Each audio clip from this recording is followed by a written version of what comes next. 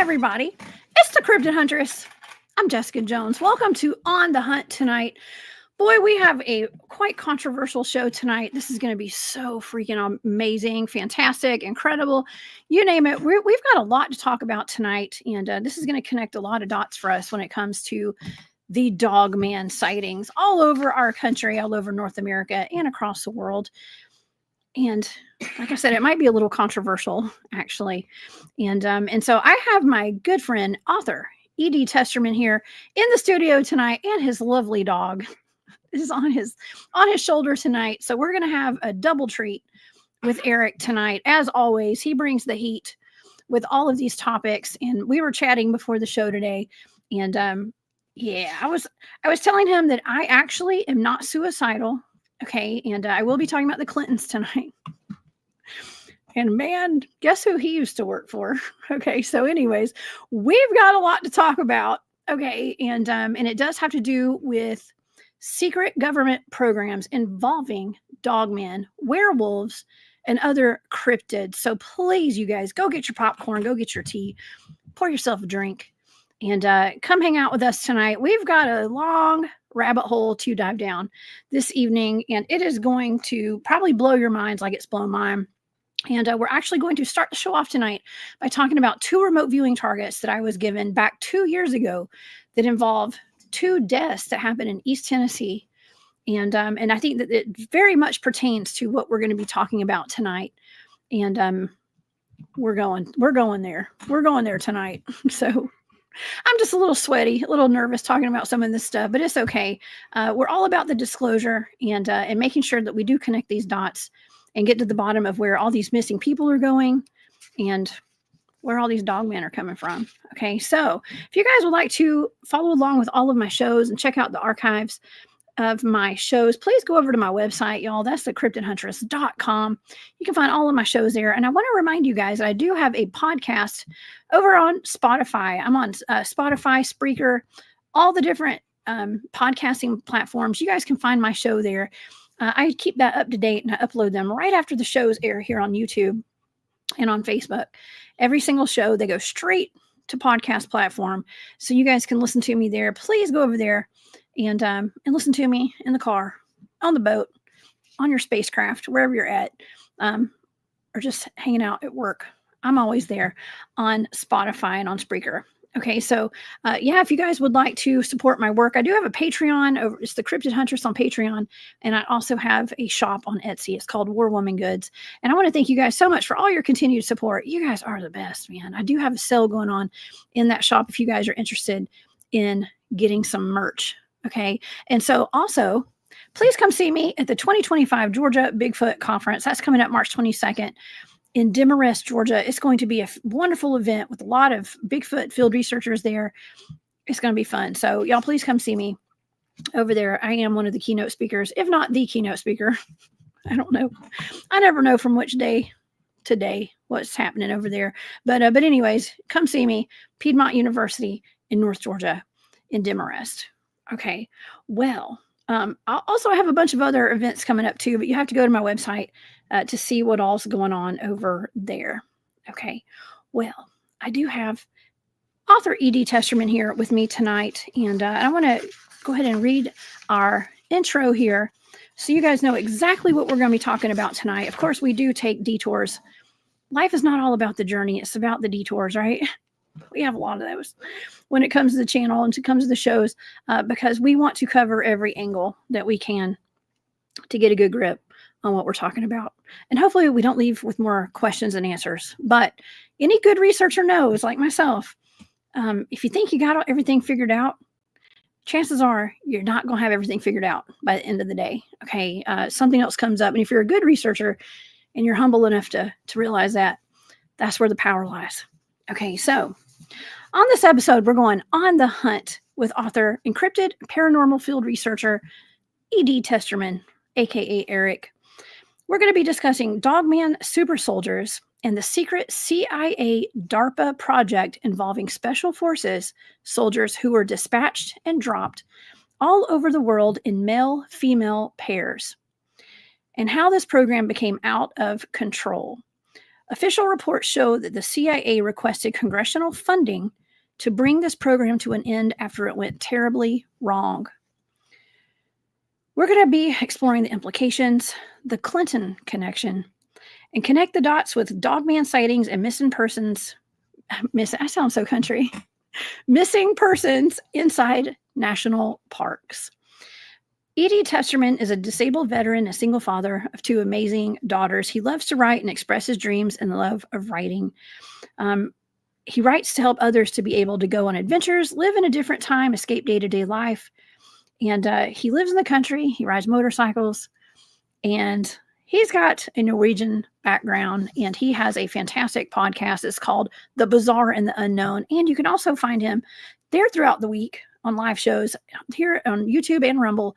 And also on Nighthawk High Strangeness podcast over on William Nighthawk's channel as well for Weekend Morning Brew. Please help me welcome to the show our good friend, Mr. Eric Testerman. What's up, Eric? Hey, everybody. Hey, I was just getting beat up by a Boris still thinks that he's a puppy. He can be on my shoulder, and he's like way too big for that. Oh my gosh. That's so sweet. I love it when you have your doggy on your shoulder. That is just awesome. You know your dogs love you. You can tell. Yeah, he's trying to French kiss me. He has a problem with doing that. But oh my gosh. Well, Eric, you and William this morning, I was tuned in watching your show this morning. You guys gave me some inspiration and you started giving me like flashbacks, started having flashbacks of some cases that I have done, some sessions that I've done with the remote viewing that involved people that were attacked by packs of wild dogs. That was the official report. And those people who were attacked by wild dogs, like people were really suspicious about that. And I know this is kind of like a snowball effect. It's been in my life, of course, like everything in my life has a snowball effect, and like one thing leads to another. But I was tasked with a couple of remote viewing targets to see how these people actually really died. Okay. And this is fresh. It's very fresh. It only happened a couple of years ago. So I want to, first of all, begin the show tonight by saying my sincerest condolences to the families of Amber Miller and Tony Ahrens out of East Tennessee, Cott County. That's who I'm going to be discussing a little bit to start the show off tonight. I think that those cases and their deaths actually have some maybe connected to what we're going to be talking about tonight. And I've always thought that. And I had a good friend, one of my friends, Miss Kelly, Miss Primal Cry. She was watching the show when I did that, and I was really hesitant, and I was a little embarrassed to say what some of my data was, because for both of those targets, I wrote monkey bears and zombie bears. Okay, like a bear with barracuda teeth is what I wrote down. Okay, like what I was seeing looked like a bear that was attacking each of them. Now, these are 2 separate deaths. For people who are not familiar with these deaths, I'm going to share my screen, and we are going to look. This is one of the articles. There's a lot of articles on this. Okay, a lot of articles. And if you guys can see this, this is just one. This is from Animals 24/7. Okay, this is a website. They say, why were Amber Miller and Tony Ahrens unalived by dogs in Newport, Tennessee? And the people were complaining the sheriff was not sharing information with the public. And both of them were brutally attacked and mauled to death by what were called packs of wild dogs. Okay. And Amber, 29, was alone on Jimtown Road near the dead-end Carnation Way in the morning of July 12th, 2021, 5.5 miles away from her home and her 3 children. and she was looking for a job. Okay, so the word on the street is that she was looking for a job, being a housekeeper, I guess. And here's the thing: down the way at some point, even if she was looking for a job, the idea that she might have had a drinking problem or substance abuse problem of some sort kept coming up. Okay, with this, and so it was kind of, people were kind of, she had substance abuse problems or whatever. Same with Tony Aarons as well. That became a big deal with it. But nonetheless, that shouldn't have even been a factor. Both of these people were savagely mauled to death by what are packs. They said were packs of wild dogs. Miller was all but dismembered alive by dogs at the same spot. Let's see. Well, this is kind of putting the blame maybe on this guy that lived down the road that had a bunch of dogs. But let's just say on April the 1st, Tony Aarons had been attacked, and he was mauled to death. He died on the spot. June or July of 2021, I guess it was July, Amber was mauled, and she actually lived for like 5 days. Okay. She lived for about 5 days, Eric. And this is Tony right here. Okay. That's Tony. Oh. And it says, really? Yeah, it's really sad. Let's see. The body appeared to have been partially devoured by an animal. Chief County Deputy C.J. Ball said an autopsy is being conducted to see what the cause of death is. It says a sheriff report obtained by media more than 3 months later included the observation that the male had lacerations across his entire body and flesh missing from his left arm. Amber was torn apart even worse. Okay, she was trying to climb a tree following the attack, and she actually made it to the hospital. And it says that there were 3 dogs there. They were licking her wounds. She cried out. She didn't want to die. This is horrible, y'all. I'm so sorry. I know this is really hard to take in. But she had lost a large percentage of her flesh on her body. And let's see, I'm going to go back. I'm going to quit sharing the screen there. She had lost a very large portion of her flesh and lived. And it was really odd because a judge put the entire staff of that hospital and her family on gag orders where they couldn't talk about this to anybody. And it was because Amber was talking about what happened. Like, she was able to talk from what I could tell. And they were all put under gag orders, which I just thought was wild. Okay. Does that seem suspicious to you, Eric? Like, what do you think about that? We actually had a very similar incident here last year. I think it was I think it was in Raleigh, if I remember correctly, where a post office worker got devoured by canines. And they said it was dogs that was locked up in the house that were, I think they were bull mastiffs. I can't remember. I think that's what they were. Supposedly they got out of the house and unalived this post office worker or FedEx driver. Man, them dogs. And they did everything you just talked about. It's the same thing that the local police here did too. Yeah. It's kind of the MO, I think. Yeah. Yeah, it's kind of the MO, and it's really odd, and not that this has any connection, but I did an investigation at a state park here in Georgia where there was a death by Bigfoot.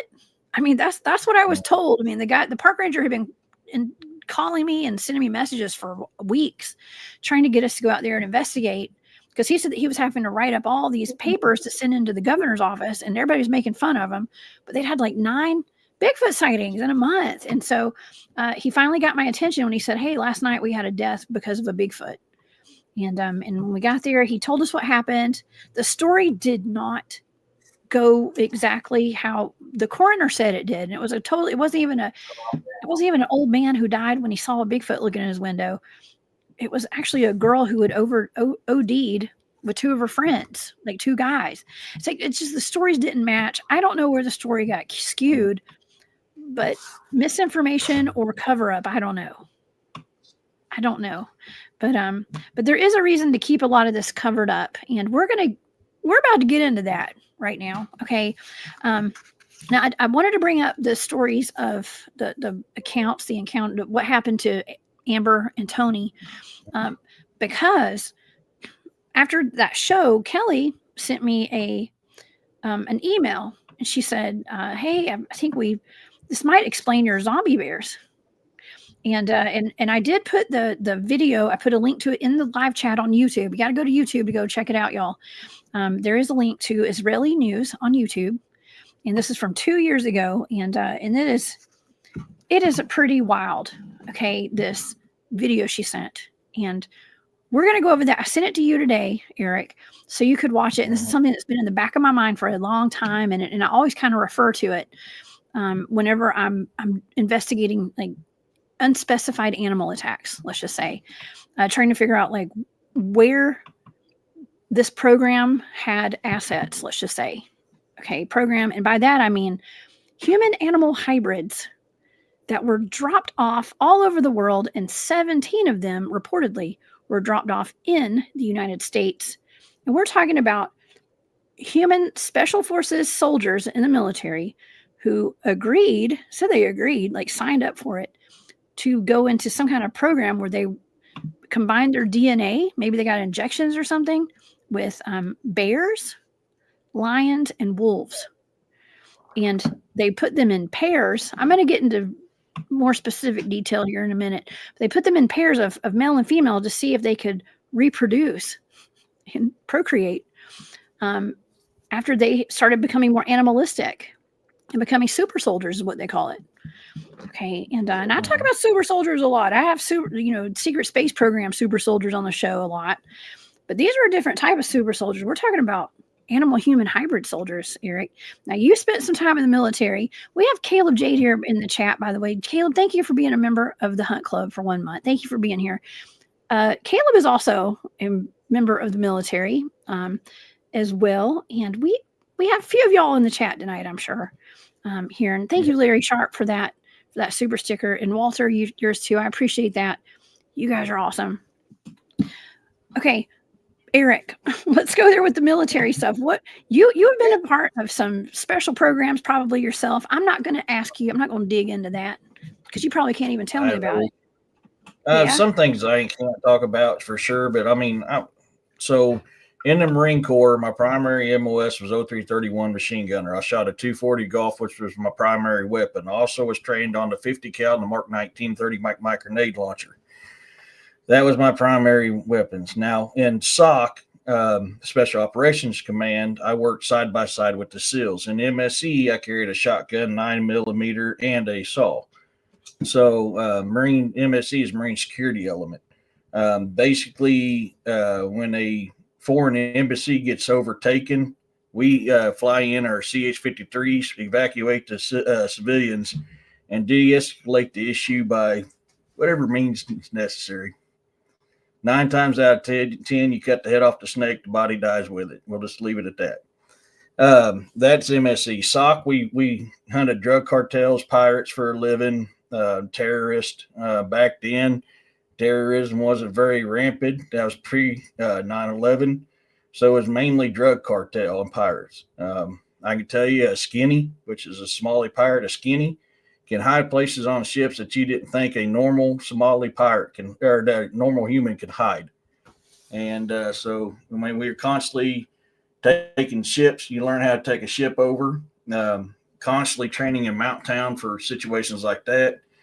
And then when I first went in the Corps, I was a part of Yankee Whites. Yankee Whites is the Marines you see guarding the president. And that was under Bill Clinton's, well, let me rephrase that, Hillary Clinton's presidency. Bill was too busy getting other things done. But that was under that presidency, which is why I left the Democratic Party, because they're the ones that made me realize the Democratic Party of John F. Kennedy wasn't the Democratic Party I thought it was. They are the whole reason why I left the Democratic Party, was being a part of Yankee Whites, which I left that because I was getting married, and you can't be married and be Yankee Whites. So I had to drop out. But that's how I had my top secret clearance, was through Yankee Whites. Went to my fleet unit. 3 days after my fleet unit, I was in Scout Snipers. I was doing all that stuff up until I hurt. I done a complete twist of my ankle, jacked my ankle up pretty bad, to the point that if I hit the wrong incline wrong, it rolls my ankle easy. I didn't break nothing, but it significantly hurt it. Got stuck back into my fleet and went into MSC and SOC. So that was actually my time frame on that. I was also NBC, nuclear, biological, chemical. So I went out and found all the areas that was had a lot of a lot of chemical infested areas. I'd go in, assess the situation, find another alternate route if one was needed. It was too dangerous for us to go through. I would mark off the areas and find a clean route for us to go around and maneuver where we got maneuver. I've done operations out of CH-53 Sea Stallions. We call or Super Stallions. We call them Sea Stallions.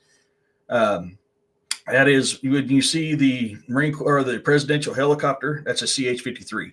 That's what I've done my operations out of back of. We would Zodiac into locations either on ship or on land. We'd get dropped out in the ocean out of back of a CH-53 of the Zodiac. Either A, go up to a ship, take it over, or B, go and infiltrate it land quietly, and then get back to it and come back out and get picked up by the CH-53. That's what we did in the Marines. Oh, so, that sounds exciting. That sounds super exciting. Very dangerous. You got to hunt down the cartels and stuff, man. Yeah. Do you ever miss it? It's actually how I found out the truth about drugs in the U.S. Actually. Oh well, if you're dealing with the Clintons, I'm just kidding. Yeah. I know this is sensitive, you guys. I am not going to harm myself in any way. If anything happens to me, I did not do it. Okay, I'm just saying. Nor me. Nor us. Yeah, we love our lives. Okay, but at this point, I'm going to talk about it because this has some connections here. Okay, with these programs, with potential werewolf dogman programs in the United States. This is wild. This is something I haven't touched on yet. And for whatever reason, I'm feeling like it's okay to talk about it right now. And so I'm going to do it tonight. Okay. I've been putting this off for a while, y'all, just in case you didn't know, but we're going there tonight. Okay. So like I said in the intro tonight, there's a report that Dogman, or what they were referring to as Bearzillas. Okay. Like Bearzillas, like modified. It's actually like human bears or something. It's really wild. Okay. I did a little AI work today. My AI sucks, y'all. But this is what it came up with when I was trying to describe what I was looking for. Thank goodness it cut off right there at his waist. Okay. So he didn't have clothes on. Sorry, y'all. But that's kind of what it looks like right there. But these are supposed to be like human animal. This one's got on underwear. They give them furry underwear on the AI. Thank God. Okay. But this is what they look like. That first one that you had up. If the legends are true about the berserkers, see, everybody thinks it's a berserker. It's not berserker. It's berserker. They took the essence of the bear and transformed. I would say that's probably what they look like if they did transform, because literally they wore the bear skins, took in the bear, became the bear. So and there's different societies all around the world in our ancient history talk about these werebeasts. Okay, that's a prime example of what a werebeast would look like, and that would be like a werebear in Norse mythology, berserker. Oh yeah, where the next one is an open eye. That is really, it's really kind of creepy, right? But okay, so let's just say, I've got this remote viewing data. I've got it right here in front of me right now. This is, let's see, the Amber Miller one. I literally wrote down on here in my analytic overlay bear, and then underneath that I wrote barracuda, because I was seeing something that looked like a bear. Okay, later on down the data. Now you can find all this on my Patreon if you guys want to see all the data here. Not only did I write chimera, I wrote chimera, secrecy, sworn to secrecy, chimera. I was seeing CERN or a Hadron Collider, some kind of collider. Now, look, we do know, I have been told from firsthand knowledge that there is a large ion collider at Oak Ridge Labs. That's about 2 counties over from Cobb County, where these 2 deaths happened. Okay, there is a large ion collider. They work on a project called Alice with CERN out of Switzerland. They do have these capabilities. It's just like CERN there. And I wrote down portal and bad energy. Now, this is a blind target. I don't know what this is. And I'm seeing ion hydrogen colliders. I'm seeing chimeras. I'm also seeing what I wrote down next was monkey bear and zombie bear. mind-boggling, scrambled brain is what I wrote down.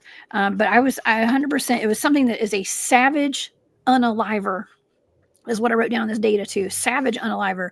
I wrote killer. Okay, I'll just say it. I'm tired of saying the words, censored words here. So it makes me wonder, like, why I've never heard of like a Dogman / I guess a werebear. A werebear is kind of like what I was seeing, I guess, like you'd mentioned, a werebear, not to be confused with Care Bear, Eric. Okay, the werebear stare, so the Care Bear stare. Or gummy bear. I'm a gummy bear. I'm a yummy gummy bear. Yeah, but isn't that wild though? So like I'm seeing this and I'm reporting this on that show, and I'm not familiar with any of this program, any kind of program that's going on, and then Kelly sends me that link to that video, and I want to go over some of this information here. Full acknowledgement of Israeli news on YouTube. You guys, please go. The link is in the chat if you guys find it. I know my moderator's been putting it in the chat again. Thank you all for that. So there's a report that, so the man on Israeli news said there was a report of Dogman or something like a Bearzilla or Bearzilla is being dispatched and dropped all over the world. They're assets for a super soldier program that went haywire, is what he said. The CIA has requested funding. This was 2 years ago.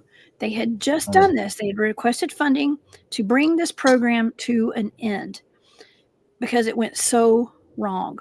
It sounds like it went right to me, but they just got out of hand because they couldn't keep up with the offspring.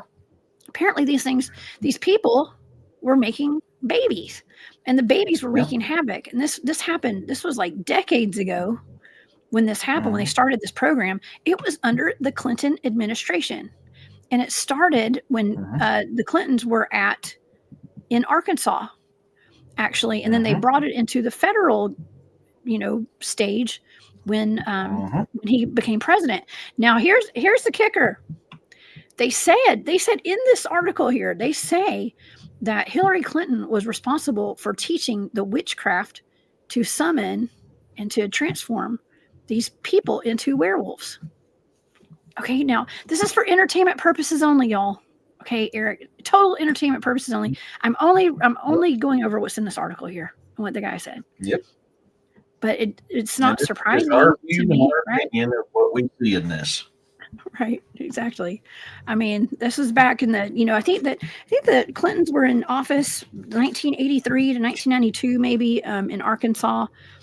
I don't know. 87, 80, I think it was 87 when he first became governor. He was in office before then, different offices before then, but I believe he was first governor of Arkansas in 87. Okay. Well, he became president, 92, I think, something like that. Yeah. Okay. Firewater by Design. Thank you for that super sticker, and I hope you're feeling better. I do. And thank you for being here tonight. Okay. Well, it is no secret that Hillary Clinton has been accused of being a witch, and so a lot of these elites are, I guess, they're kind of being exposed right now, is having, doing blood rituals. And there's some really dark videos allegedly of her out there on the web doing terrible things to people who can't protect themselves and things like that. So I don't know. It's all hearsay. I haven't seen it myself. I don't know, but I just know there's something very dark going on. And there's not a whole lot of good energy surrounding her and their family. Just saying. But I am not here to hurt. I'm not going to hurt myself, y'all. Okay. So, but they are implicated in this program. Okay. And so let me go back to this. They had their hands in a lot of different cookie jars. I'll just leave it at that. They were a part of a lot of dark and evil crap. They had their hands in a lot of cookie jars. Okay. I am sure they did. I'm sure they did. There was a lot of drug trafficking going on as well during their administrations. Okay. So the assets, these are super soldiers, is what they call them, but they are special forces military assets who agreed to be a part of this program where they were injected. I mean, the guy was saying DNA splicing, but how can you do DNA splicing as a grown adult and like put him? I don't know how this works. I don't know. Well, I mean, Hitler and Himmler did it, and that's why they created the German werewolves. And when I wrote the book in Hayar, book one, The Emergence, or Vengerian Guard, book one, the House of Battle, I put that in there because that was a lot of what they were talking about. And they were, I mean, in there, they were acting like a pack instinct. They were mating. They were had hierarchies within the pack. I mean, this is how they acted because this is how they were.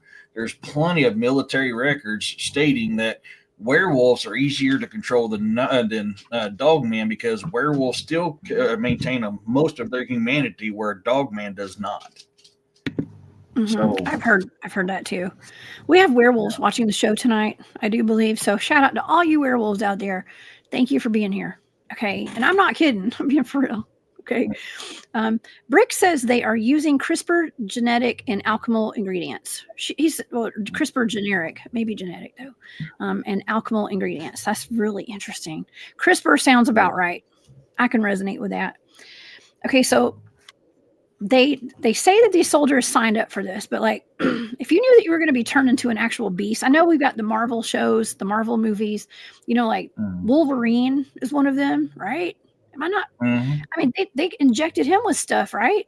And made him into a super soldier, wolf man. Wolverine already had the ability for claws, their bone claws, and regenerative capabilities. What they did to him was coat his skeleton with adamantium. Mm-hmm. So made him even more indestructible. Okay. Well, that's really interesting. That guy was like immortal too. And but to sign up for something like that, I mean, you're potentially signing your death certificate. Okay, because you don't know do you think those people willingly did that? Because once you go in the military, Eric, aren't you kind of like a product or the property of the U.S. military and our government, and you don't really have a say-so sometimes? Yeah, you have a say-so. You're pretty much we are the government's guinea pigs. Once you sign your name on that dotted line, you have basically signed your life away, and you become a guinea pig.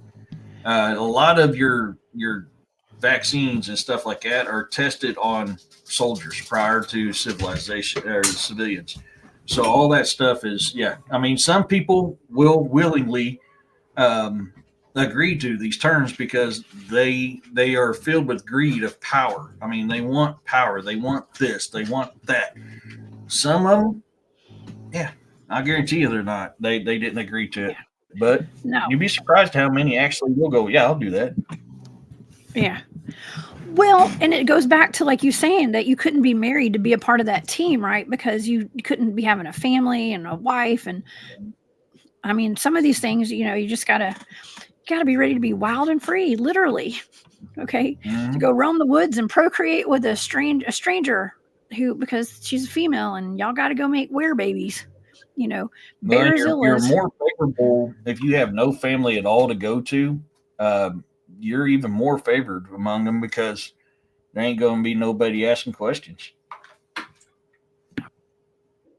Yeah. And okay. And it all goes to like, well, what happened to these people? And I haven't even gotten into exactly what they did yet, but it's like, what were the families told that their children who were in the military, what happened to them? It's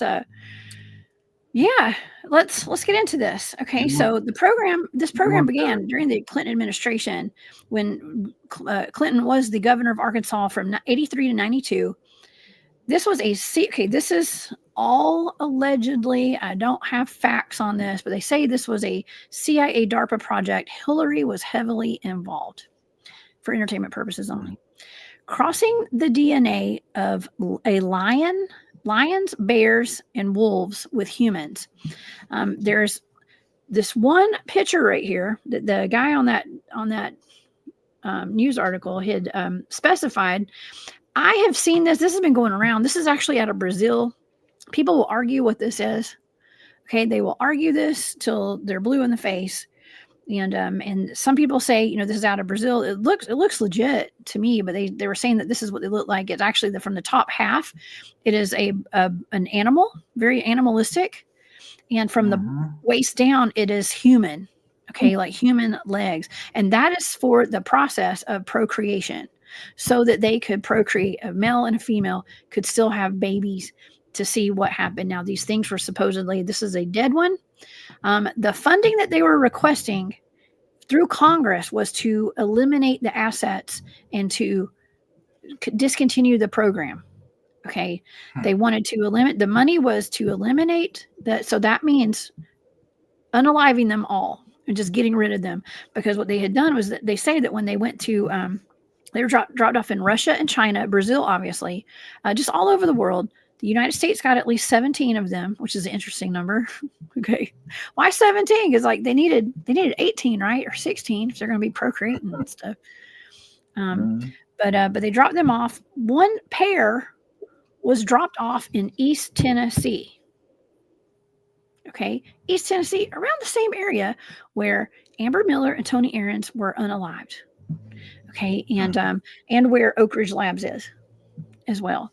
They also went on to say that there were handlers at each of these locations in the region, so they could, because these soldiers were chipped, so they had tracking devices on them, and they had heart monitoring, some kind of chip that monitors their heart too, so they could know if they were, going in for a kill, or if they were going in to sleep, or if they were dead, basically. Now the problem lied in, they would sometimes, their animal, okay, so eventually the animal took over. The beast part took over. Like they became more beast than man, let's just say, is what the problem was, according to what they're saying. And that they started procreating. And it was great when they were, it was just them and they were able to monitor them. But then when they started having children, the children were not chipped. And there was no way to keep up with them, according to what this said. And they were wreaking havoc and going and hurting people. It was mostly in national parks, Eric.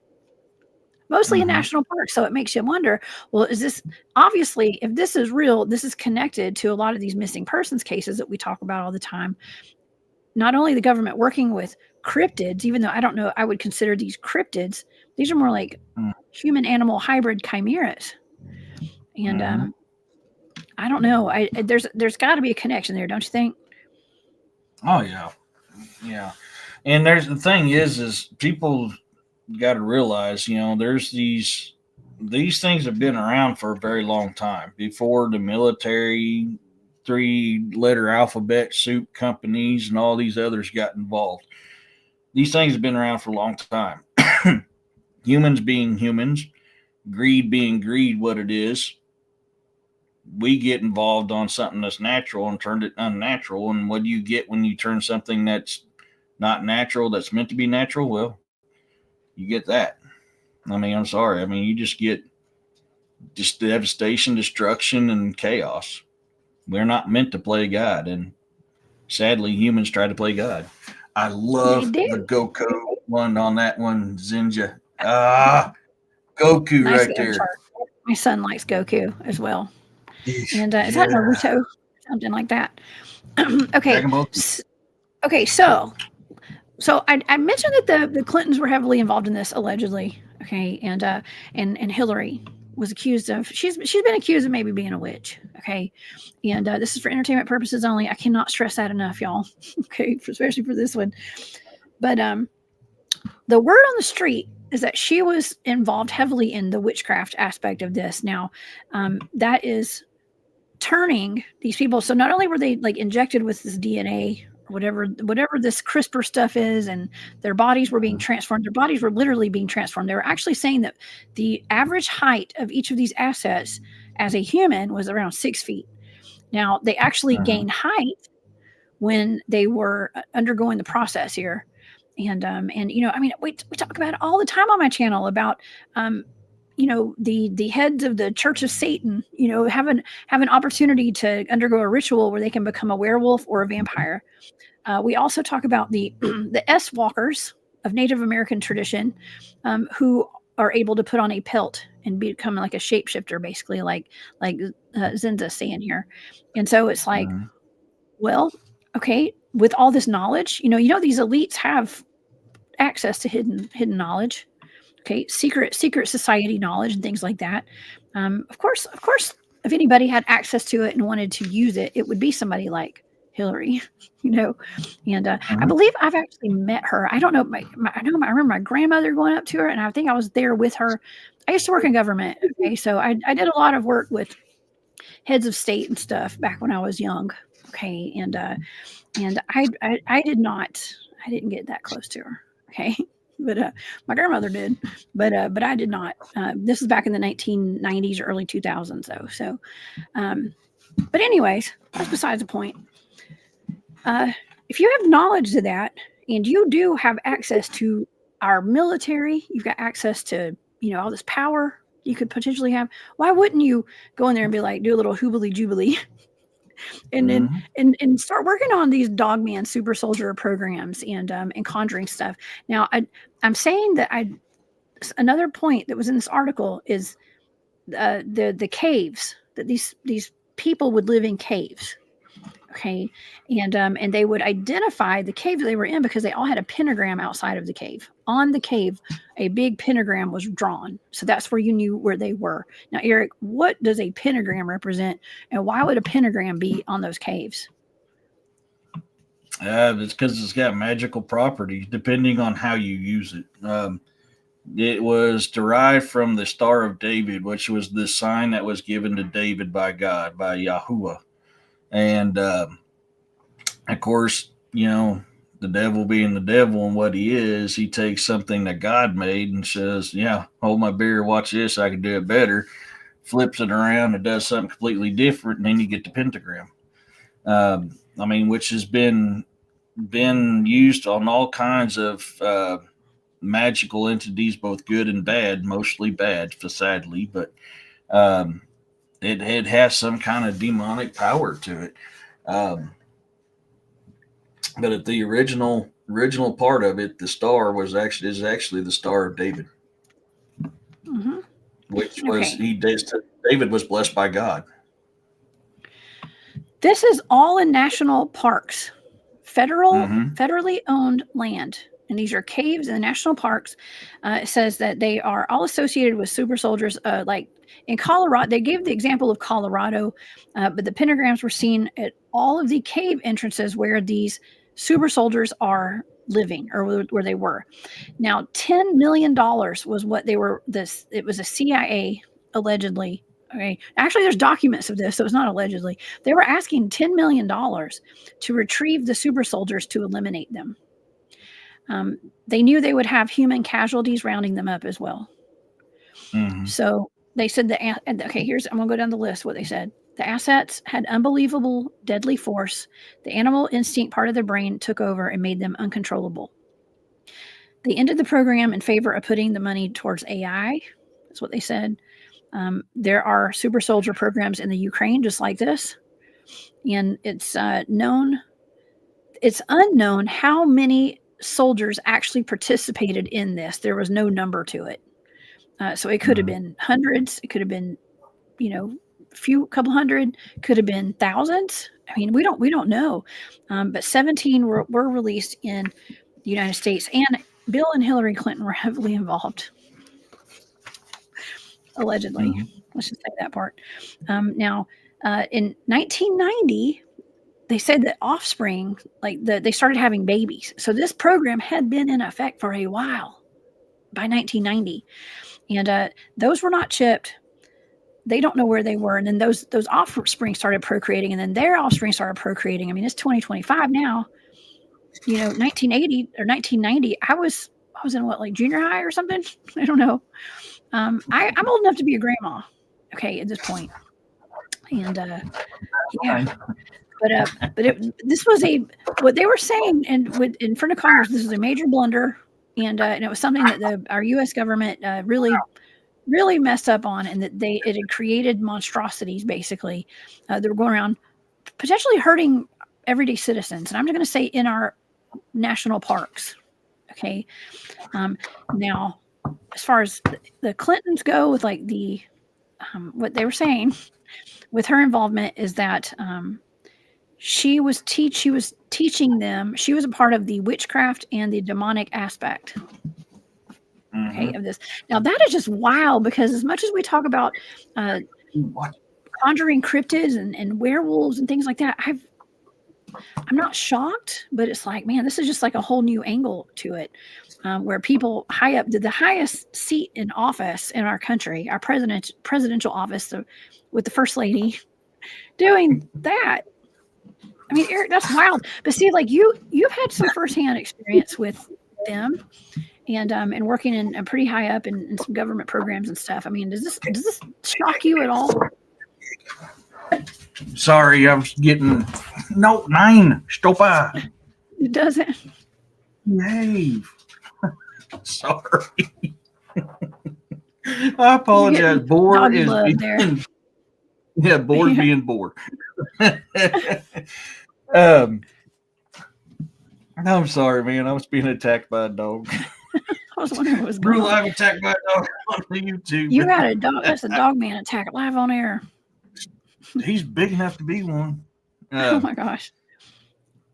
Oh, what was your question? I'm sorry. I was asking you, having all those, doing all that, those special programs that you did. And does it surprise you that someone that's high up in an office like that would be potentially working on programs like this? There is so much crap that they do that people don't know. Joanne, you're awesome, dude. You're badass. Thank you so much for that.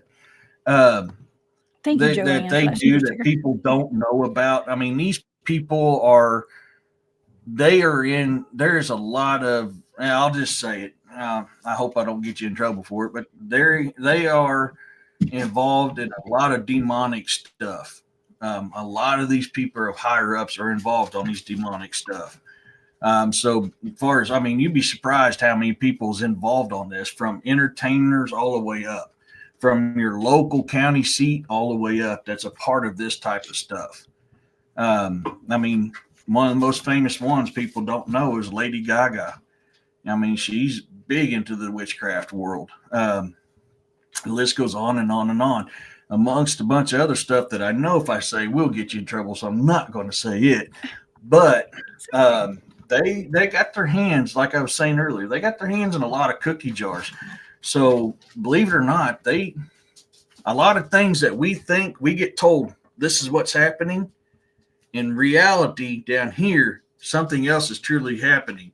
But to get you on their side and to keep you blind to what's going on, it's always watch this hand, don't watch this hand. I'll tell you what to watch. You watch this, don't watch this. Very, very popular for doing that. 9. Stop. Yeah. Sorry. No, I mean, we're seeing that now. So many things are being exposed right now in pop culture and in government. And we're just, I mean, every day is just like, I'm blown away by the amount of corruption. Okay. I'm not totally shocked, though. I used to work in government and politics, so I know. I knew it was bad, but I didn't know it was this bad. It's real bad. Dude, they are into. There is, man. If the regular civilization knew just a tip of the iceberg of the crap that they're involved in, it'll blow your mind. Yeah, well, we're starting to see it. It's surfacing a little bit, and here we go. For whatever reason, I wasn't comfortable talking about this before, but I am now. I don't know. Maybe it's because everything's getting exposed. So let's just go ahead and bring it all out. Let's air out all the laundry, including the Dogman programs and stuff. Okay, so these people, these hybrids, the chimera, let's just call them like chimeras, right? Human animal chimeras. They were bred to kill indiscriminately. Okay. So they are just killing machines. Okay. And they even said that they dropped some of them off in Afghanistan, and the people in Afghanistan thought they were the jinn, which is wild too, because I remember yeah, go ahead. Look how many of them just crossed over the Mexican border during all that stuff the last few years. Look at all the reports coming across from people that was crossing them borders the last few years of these things hopping the red and having a fiesta on them while they're trying to cross over. I've heard of that. Actually, Nick Sylvester came on the show and talked about that, about there were 3 or 4 of those Border Patrol agents. I think there were 3 that witnessed some of that happening. And within weeks, 2 of them were dead. And the third one had gone to Mexico to go visit his family, or gone to Central America, and found out that his two friends had died, and he didn't come back. So there is I'm seeing a pattern here. There's definitely a major cover up going on with some of this stuff. So yeah. Okay. So they were dropped off in Afghanistan. They were totally uncontrollable. And they basically, what they were doing was they wanted a killing machine that could reproduce. But see, once they had them here in the United States, it was all good when they're all over the world in war zones and stuff. They didn't give a crap. They wanted them there. But now we're having all these missing people in our national parks. And it's like, ooh, now we got cover-ups. I mean, think about the Land Between the Lakes, the family that got mauled to death there. I remote viewed that. I believe that happened. Okay. Who's to say they didn't drop some of these off? I mean, what is the range? Like, how far do they roam? You know, another question I have. They're packing. Yeah. Well, here's another thing. So they talk about how they have handlers. And there's another channel, that Jeff Nadolny guy. He's got a channel where he was bringing that Victor guy on, and they're talking about how there's like a cryptid breeding program and stuff. And he was kind of giving the lowdown on, like, they've got handlers, and he was a werewolf handler and stuff. Well, that's not so far fetched now. Now, whether that's true or not, I don't know. I think the program's real. But I also have been contacted by several people behind the scenes claiming to be parts of those programs. One of them ended up being a complete liar. Okay. And I know that for sure. But there are other people that contact me that don't really tell me they've been part of those programs, but they're hinting at it. And I'm wondering now, well, they don't even say they're part of that program, actually. I assume they are. Because they've had Dogman encounters, let's just say. And they've got heavy military background, but I don't know exactly how deep it goes, right?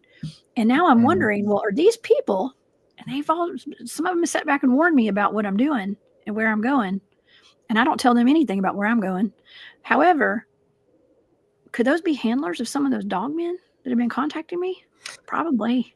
I mean, they could be, or somebody looking for their 15 minutes of fame, you know, and man, they're not asking me to come on my show, though. Don't matter. It's just, hey, I talked to Jessica Jones. Yeah. I mean, you're a megastar on the YouTube universe. I mean, oh my God, not me. I'm just a weirdo that likes to talk about weird stuff, man. Shit, you see your camp. I was looking at your camp going, God bless America. You're rocking it, man. You're growing it, and it's awesome. That is badass, you know. Well, thank you. We know we're talking about stuff that we need to talk about, though, over here. And yeah. Now, we have werewolves watching, and we probably have handlers of those things watching too. Yeah. And so maybe that's why I'm getting contacted. Everybody's watching, believe it or not. Yeah. Everybody's watching. You talk about this stuff, you get a list of people watching. When I've told you countless times of being on military bases around this world and strange things that's going on there. You know, one of the recent ones was at Fort Riley, Kansas. And I was fishing the ponds of the tank trails in the middle of the night. I was trying to get some catfish. And that was one of the few times that I've ever been ran out of an area because there was just something there that wasn't pleasant. I couldn't see it, but I could feel the energy in the air, and I knew I was being hunted. Could have been that. That's very well possible. I mean, because there is strange things. Dogmans, werewolves. I mean, well, let's be accurate here, because Dogman didn't come around until about 1984. The term was always werewolves. That's why I always say there's natural born werewolves and there's magically created werewolves. So your natural born werewolves, what you know as Dogman, those have been spotted all around military bases. Shiatonka, Sasquatch, Bigfoot, however you want to call them. They're spotted all over around military bases. UFOs, paranormal, supernatural. I mean, look how many big W's have been spotted around military bases. All this stuff happens around there. Oh, yeah. Is the military there for a kiddie reason? Or are they creating it? Or is it both? It's both. I think it's both. Some of the guys on my teams, I'm on all these different research teams, and one of my original team, Enigma Research Group, some of those guys that I've gone out in the field with, they're a lot of them have military background. And one of them was down at Fort Stewart. I think it was Fort Stewart. Or I had a boyfriend in college from there. He called it Fort Stupid. But anyways, I know, no offense, y'all. It's a great base, I'm sure. But it was Fort Stewart down in Hinesville, Georgia, I think. And and they're doing and it's either Fort Benning or Fort Stewart. I can't remember what he said, but he was doing some training out in the woods, and he came face to face with a Bigfoot. Stuff. Yeah. So and there's some weird stuff. So I don't know. I know that I'm only telling that story secondhand though, but it happened. He talked about it quite a bit. So yeah. So anyways, yeah, and you end up with stuff. Listen, you can join these programs and become one of these. I mean, what does the recruiter say? Do you think the recruiters put that in the list of things when they're trying to reach their quotas and stuff? Like, hey, you can become a werewolf if you sign up today. Okay. This is all off the book, black book stuff right there. Oh my God. I don't know. Some people might be down for that. Like, hey, I want to be a wereboy, werewolf, weregirl. Because here's my thing though. Like, I don't know a lot of women that would be down for that. Okay. Like surprised. Coming from the psychological stance, I don't see it. You'd be surprised. Not even me. Trust me, you'd be surprised. They're like, hey, because a lot of times people I think would get put into these programs potentially or like volunteer, but they don't know that they're going to be an animal from the waist up. And they're going to run around butt naked, procreating with a stranger to see if you can have hybrid babies. And it's just so freaking weird to me. I don't know. It's just weird. But mind control. Let's just say there's got to be some mind control involved in this too. Yeah, there is. Yeah. Okay. Cynthia brings up a very good point here. What if certain chants and sounds you make transform you into animals that be cool? I know ancient Indian sink skirt sounds and mantras had powers of humans. So when it came from the Norse, I mean, you're absolutely correct on the Native American aspect of it.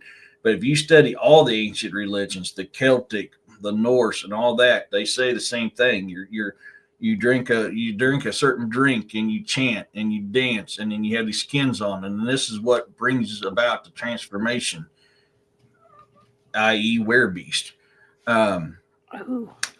SWs, stuff like that. That is very common on the magically created ones. And that's what they were doing in this program. That's what they're doing because that's where the Clinton involvement came in with them saying that Hillary was in charge of the demonic aspect and the witchcraft with the conjuring and the spells.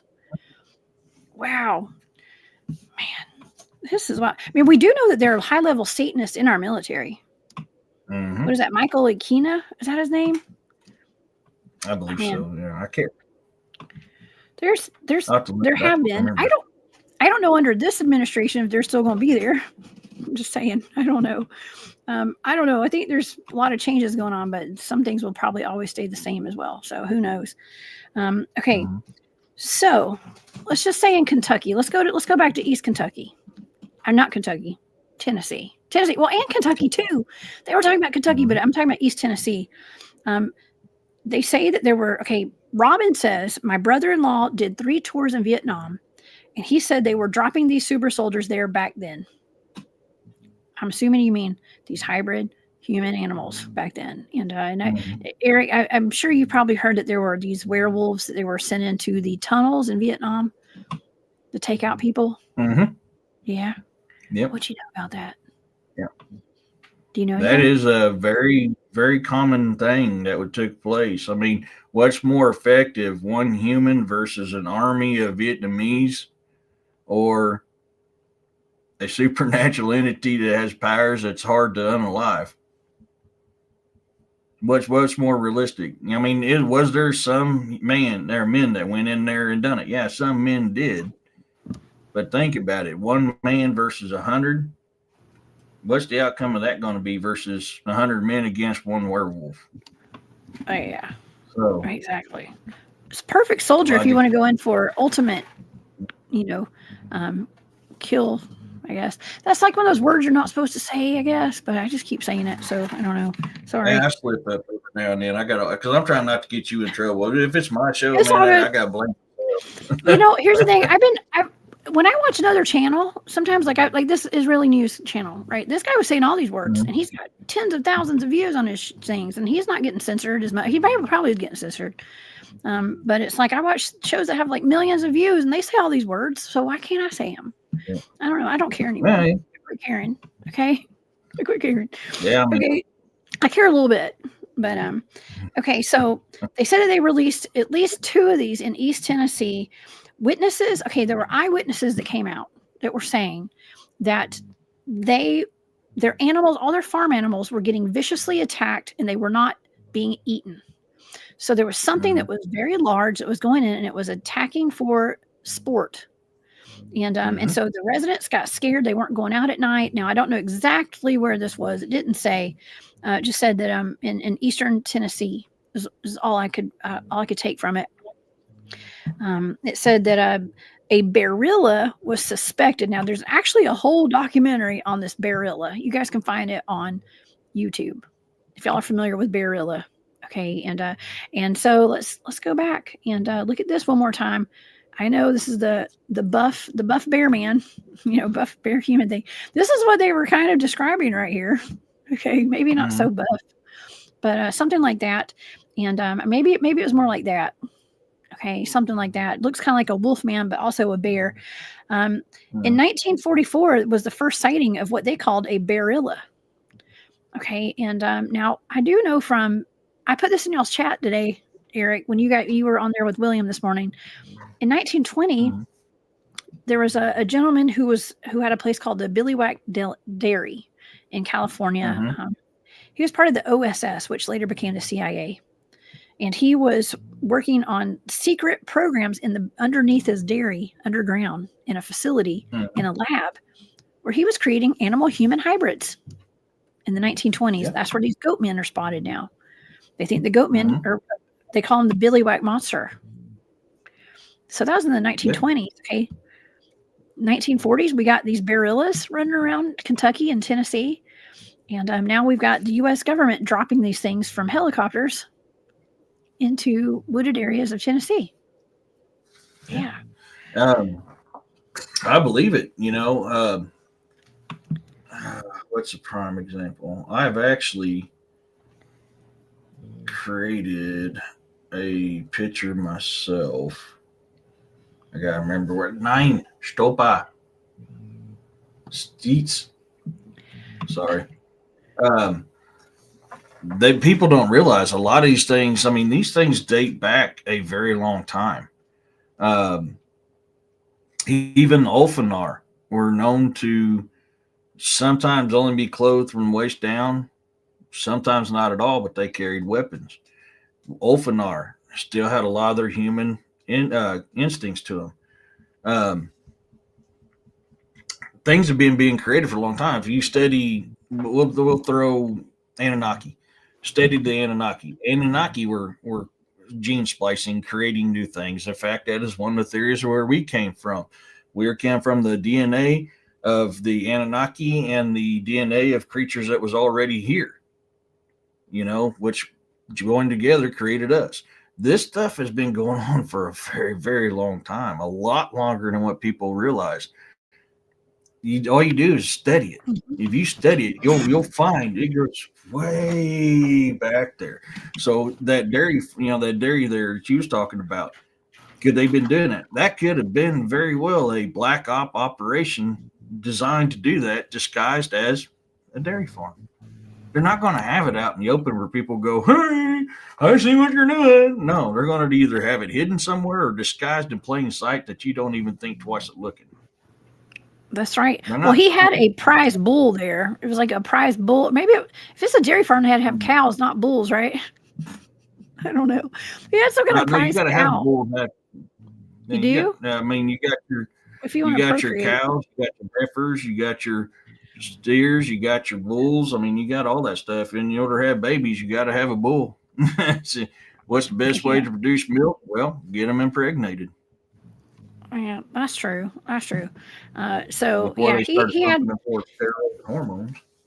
He had some kind of prize thing. That's like the big thing there. It's like he had this prize bull or prize cow or something, and so he took it to shows and all that kind of stuff. So that was his front.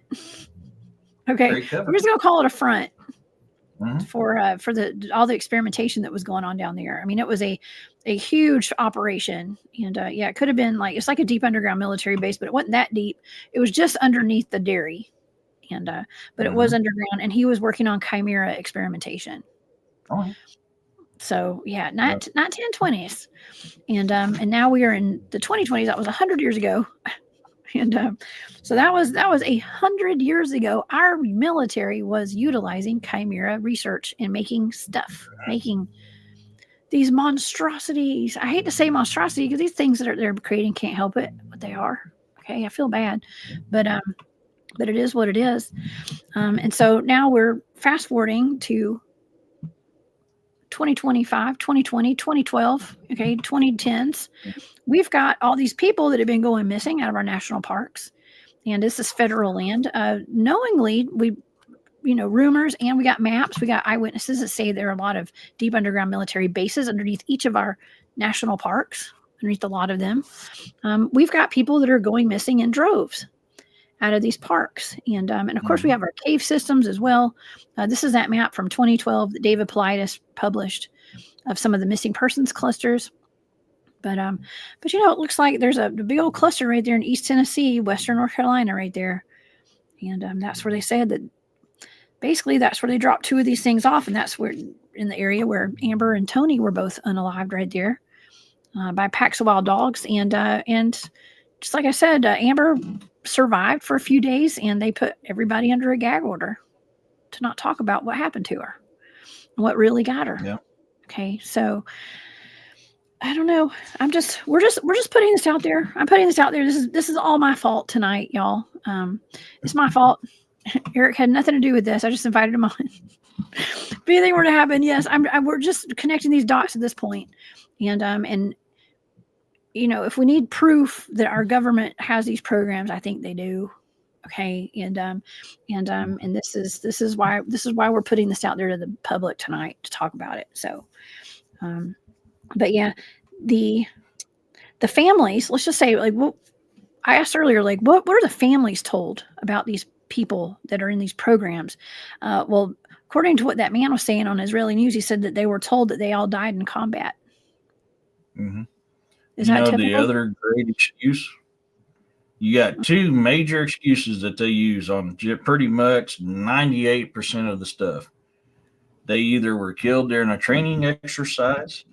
Depends on what time. If it's a time of war, they died in combat. If it's a time of peace, they died in a training exercise. You'll hear that every single time. Like when I went on missions down in South America or other stuff like that, if something would happen to me, it was a time of peace. I died during a training exercise. Oh, man. A lot of my stuff was done prior to 9/11. Yeah, like friendly fire training exercises. Wow. Think of all the people that have been using programs like this, that their families just think they died in some kind of training exercise like that. I've actually knew a good friend of mine from another unit that I know for a fact wasn't training, and he disappeared. And next thing you know, we heard on a training exercise. How was he training when none of us was training? We were all attached to we all trained together. So if he was out training, why the hell weren't we out training? It made zero sense, but that was what we got told, and that's what his family got told. Oh, gosh. Man, yeah. I mean, did these people truly volunteer for this? I mean, basically, yes, because they volunteered to be in the military, right? Mm-hmm. After that, you just kind of you signed your life away. Yeah. Well, that goes back to like the whole thing. Like, I just don't see. I personally could not see myself willingly wanting to do something like that ever. If you knew the amount, like the enormous impact of like whatever's going to happen in your future, like a lot. I mean, if you knew the mission, you wouldn't do it. I think that's probably the case with a lot of things that happen with our military. Even when God sends you on a mission, let's just put it this way in this kind of terms. God sends you on a mission. If you know exactly what you're going to go through, all the trials and tribulations you're going to face, you wouldn't do it. It's too much. I would. So it's better not to know sometimes. It just depends. That's why I signed the dotted line. That's why a lot of people in my time frame signed the dotted line. We signed a blank paycheck that said we will put our lives on the line for our country, our Constitution, and the people at any given time. Nowadays, you're probably right. But back when I was in, 95%, if not better, of us, we signed that blank check because we knew what could possibly happen. And we were willing to lay our lives down for our Constitution, for our people. That's what we agreed to. Camo Dad would probably tell you the same thing. He was in around the same time I was. Cable, I don't know when Cable was, but he'd probably tell you the same thing. Well, thank you for your service, Eric. And it's because of people like yourself that keep our country safe and keep all of us safe, and have the courage to do that. And we need more people like that in this world today. We really do. And it's I feel he was an AA guy. I mean, he was an Alcoholics Anonymous, but yeah, he said I gotta give him crap because he was airborne. He was Army Airborne. Camo Dad was. So he was with the AA guys. So I call him the Alcohol Anonymous. Oh my gosh. No, I mean, he said the same thing. Yeah, that's straight up facts. That's why we signed it. You're welcome, Diaries. It was my pleasure. Wow. Man, may imagine fighting werewolves with swords and shields in ancient times. Yeah. Roman encountered. Yeah. Romans did. I mean, the Norse Ulfanar. There's a reason why countries around the world feared Vikings, and they feared the Ulfanar above all any, because not only were the Ulfanar intelligent, but they're cunning, and they weren't mindless like berserkers were. Berserkers were mindless. Ulfanar weren't. I mean, it's a werewolf. That's an Ulfanar. There's so many werewolves throughout history. I mean, I've been going heavy on the werewolf shows lately, Eric, because there's so many accounts on it. We have werewolves in Georgia, Tennessee. I mean, every state pretty much has a werewolf or a she-wolf or a wolf woman or a wolf man. They're everywhere. And I don't know. It was all like mythological, and it was like all something in a fairy tale book for the longest time. But people like First Lady of the United States back in the 1990s, she knew different. She actually, I think, from what I understand, this is all for entertainment purposes only. I heard that she would go to Haiti. She and Bill would go to Haiti to have like voodoo stuff done. Like, I don't know exactly what, but to do like rituals. Things that shouldn't be taken. Yeah, no, she did. They did. They were there quite often.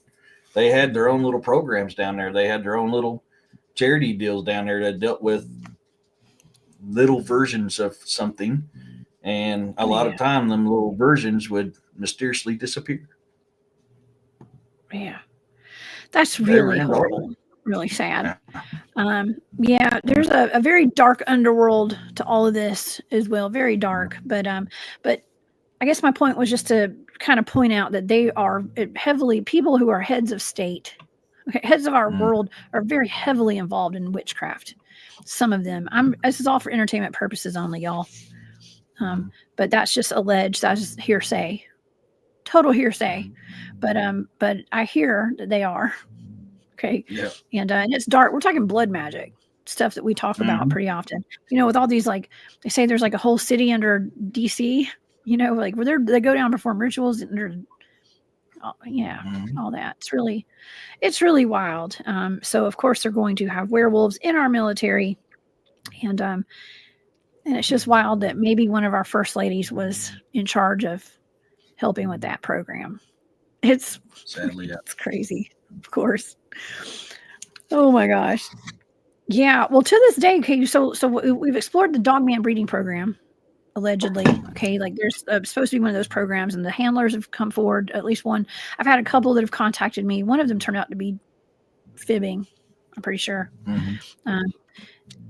Yeah, it's so wild. Like, I don't know why people would contact me and like bring false information when they have access to like find out who they are. Okay, and what they're doing. And I'm a remote viewer, man. Come on, like, don't bring me false information, people. Okay, don't bring me stuff and acting, And I think some of them, there's a lot of plants, Eric. There's like this. This is so deep, and this is such a, like, things are getting uncovered right now, and this is such a big topic that it's like, well, if this isn't true, then that's not true. And if if there's really dogmen out there, and we got programs now, like, what, so many things are being uncovered, but it's like, it's so fantastical. It's so wild. And the normal person would never believe this is even real. Okay. No. But then we got people that are putting out like real testimony about stuff that they know. And then they got people that are like contacting me, for instance. They're like, oh, I was part of that program, and I know that Vic guy, and I know this and that.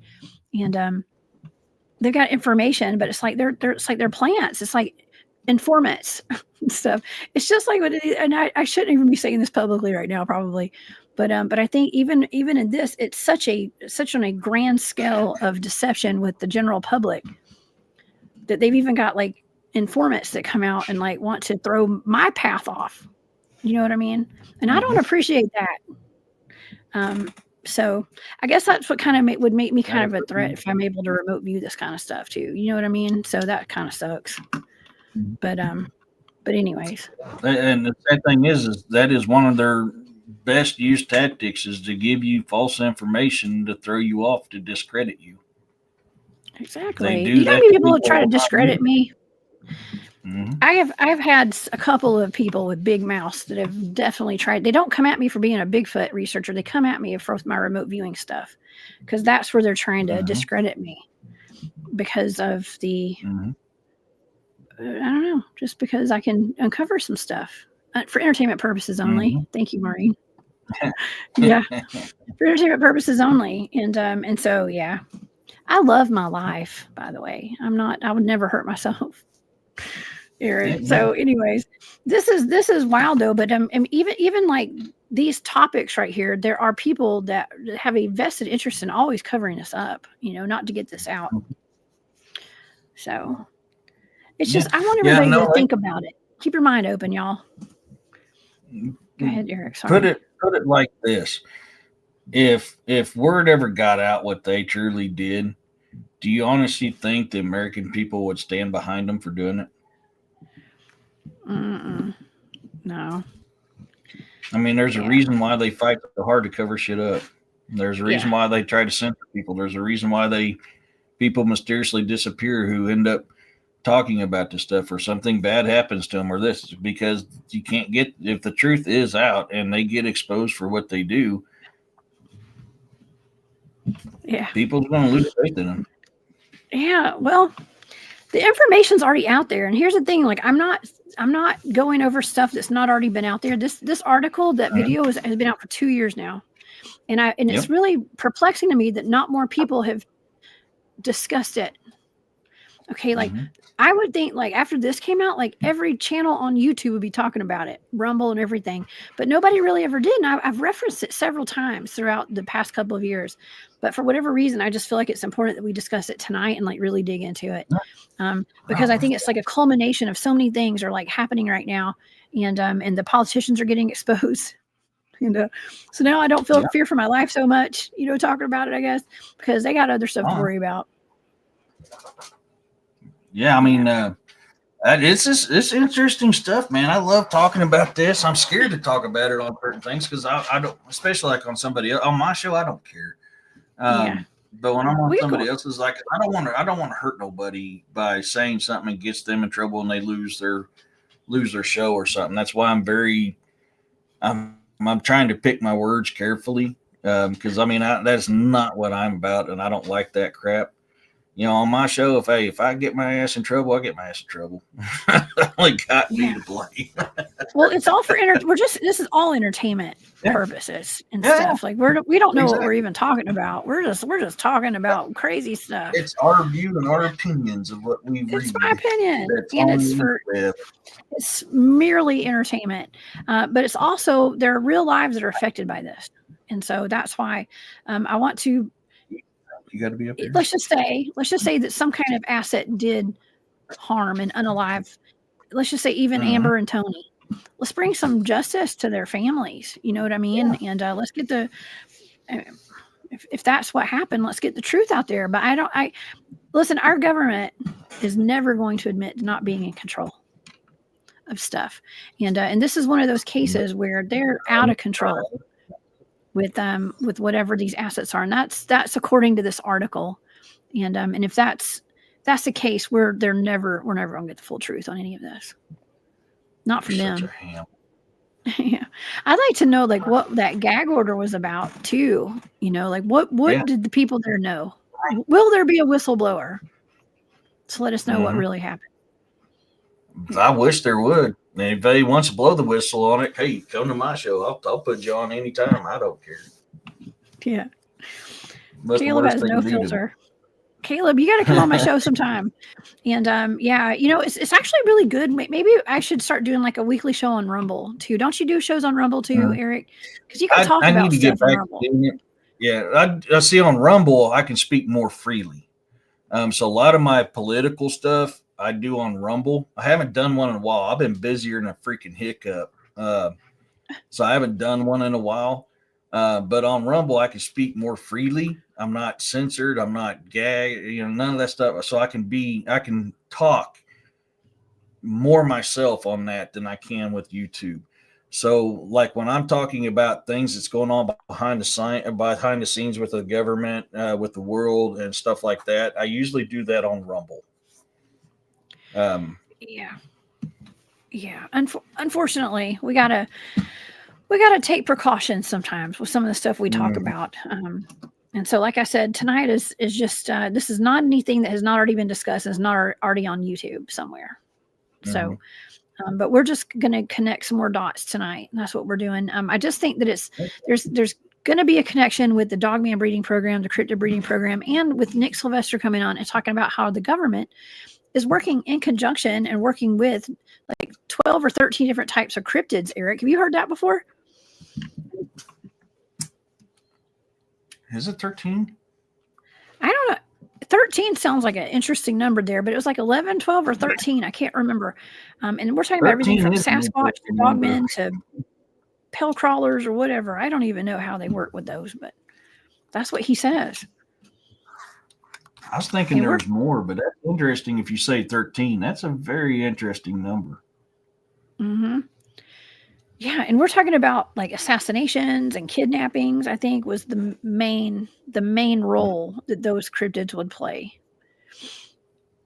Another thing that I found really interesting in this article that we were discussing today with the Israeli news was that all the assets are chipped with like a GPS tracking device with all the bodily function monitoring and everything included with that.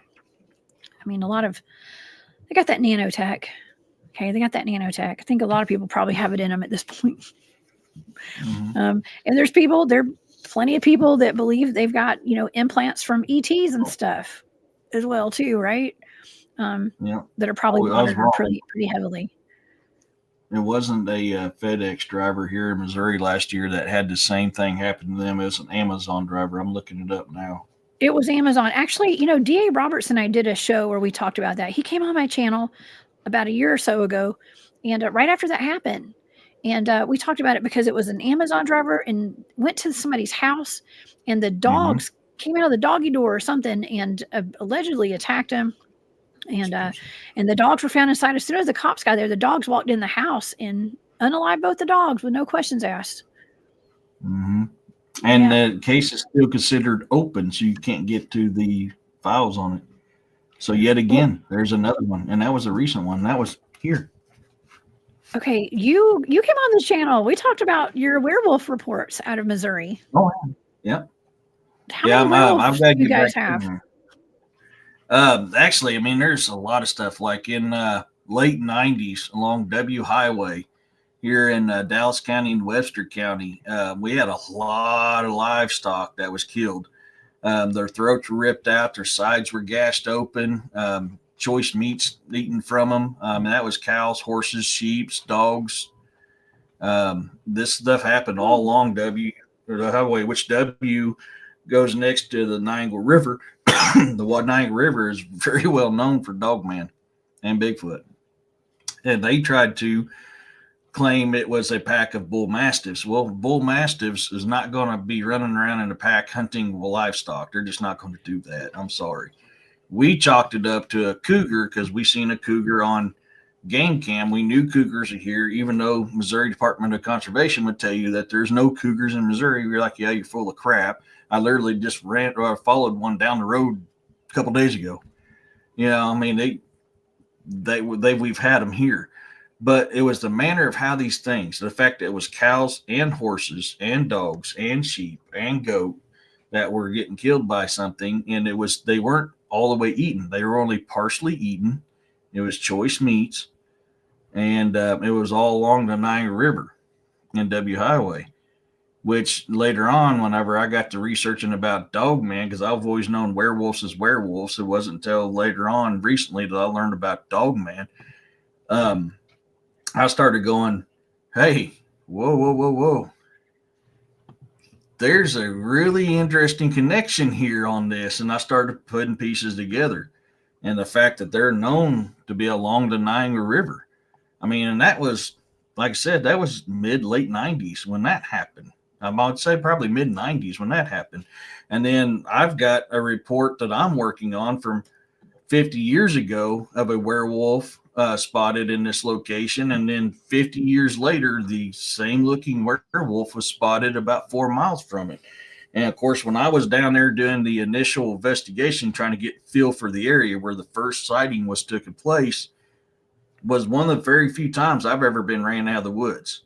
But it wasn't werewolf that ran me out. This was something older. This was old, ancient, evil, whatever this was, that was trying to lure me away from where I was. And when the presence was getting heavier and I could feel it, and I knew that it was getting angry because I was ignoring it. I was like, no, I'm not going where you want me to, because I know what's going to freaking happen. It's Native Americans talk about these entities a lot.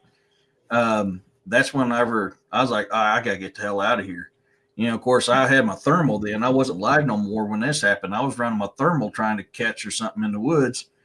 And I mean, I'm not trying to be Barney Badass, but I mean, I'll admit it. I freaked out. I was like, I got to get the hell out of here. Something bad's about to happen if I don't get the hell out of here. And I gathered my stuff up quickly, threw it in my truck, and I hauled ass out of there. Because I was there by myself. Well, you did the right thing. Yeah, you should never be out there by yourself, man. I don't know. I say that, and I go out in the woods. I'm not going to say what I do. I got werewolves watching my show. I got to be careful. But this here, the description of what this thing is leads me more towards a werewolf than a Dogman. So, I mean, that's where I'm leaning at. I've got to get back down there. I haven't had the money to get back down there. Because, I mean, I had to put a new engine in my truck and everything else. So, I mean, I don't have the money. But I got to get back down there because I need to continue up on that investigation. But yeah, I mean, what ran me out of the woods that night wasn't a werewolf. I could tell you that. That was something of some very dark magic, very old, very ancient. Actually, you remote viewed that area for me. I did. Oh gosh, I got to make that video for you too. Oh damn. Oh yeah, I'll do it. I promise I'll get it to you tomorrow. I promise. Oh yeah, that one, that was for that paranormal investigation I did instead. But you actually remote viewed that location of where this werewolf investigation was going to. That was the first remote view I ever had you do. Did I hit any targets on that? Like what was the data like? I don't have it on me. You were talking about something old, something ancient. You were talking about Civil War. I think you even said werewolf on there, actually. Yeah. You were talking about some other stuff, but you said there was something very old and very ancient there. Mm-hmm. And that was funny because when I came back and you gave me the results of that, I went, oh, crap. Oh, no. That's what I was picking up while I was down there.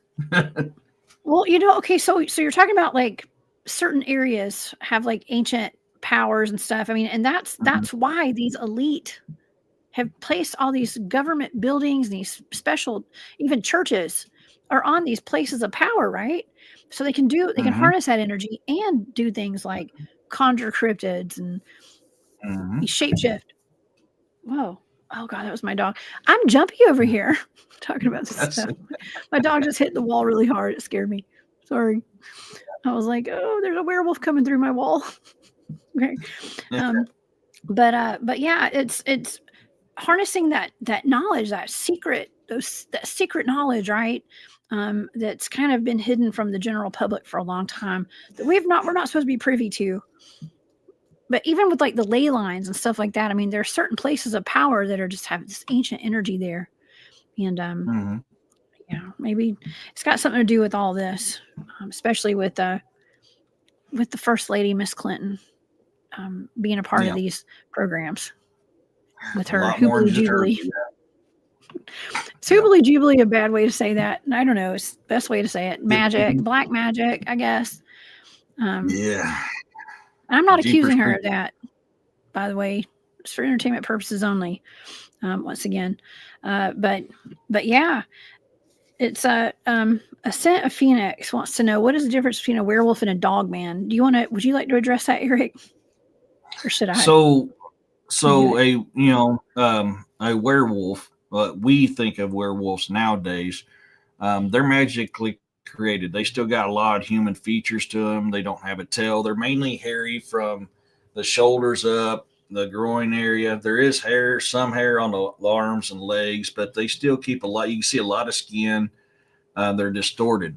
Where your natural born werewolf, what we call dogman nowadays, they have a tail. They're covered from head to toe in fur. They are what was known as natural werewolves, and that's where your lycanthrope, the stuff that the Romans had talked about. Indians in India. I mean, I've done a show on that actually. There's a lot of countries that will tell you the difference between the two and talk to you about these tribes of these ones that are this way. So that's pretty much the difference. They're both technically werewolves. I mean, that's what we called them for a long time, was werewolves. Just one's a magically created one, which people's like, well, I don't understand how somebody can shape like that and change their functions, and because it'll put a strain on their body and your bodies can't handle it. But you're thinking more scientific, and you're not thinking dark magic. Dark magic is what creates these magically created werewolves. Look at all the stories. I mean, people made deals with Lucifer to get this. Look at the voodoo stuff. I mean, look at the Celts. Look at the SWs. All these people talk about how it's magic. Ulfanar, magic was used to create them. They're magically created. So. Magically created. Yes. And I mean, here we talk pretty often too about the S-walkers here and that magical, it's like Native American practice of humans transforming into something supernatural, kind of. And I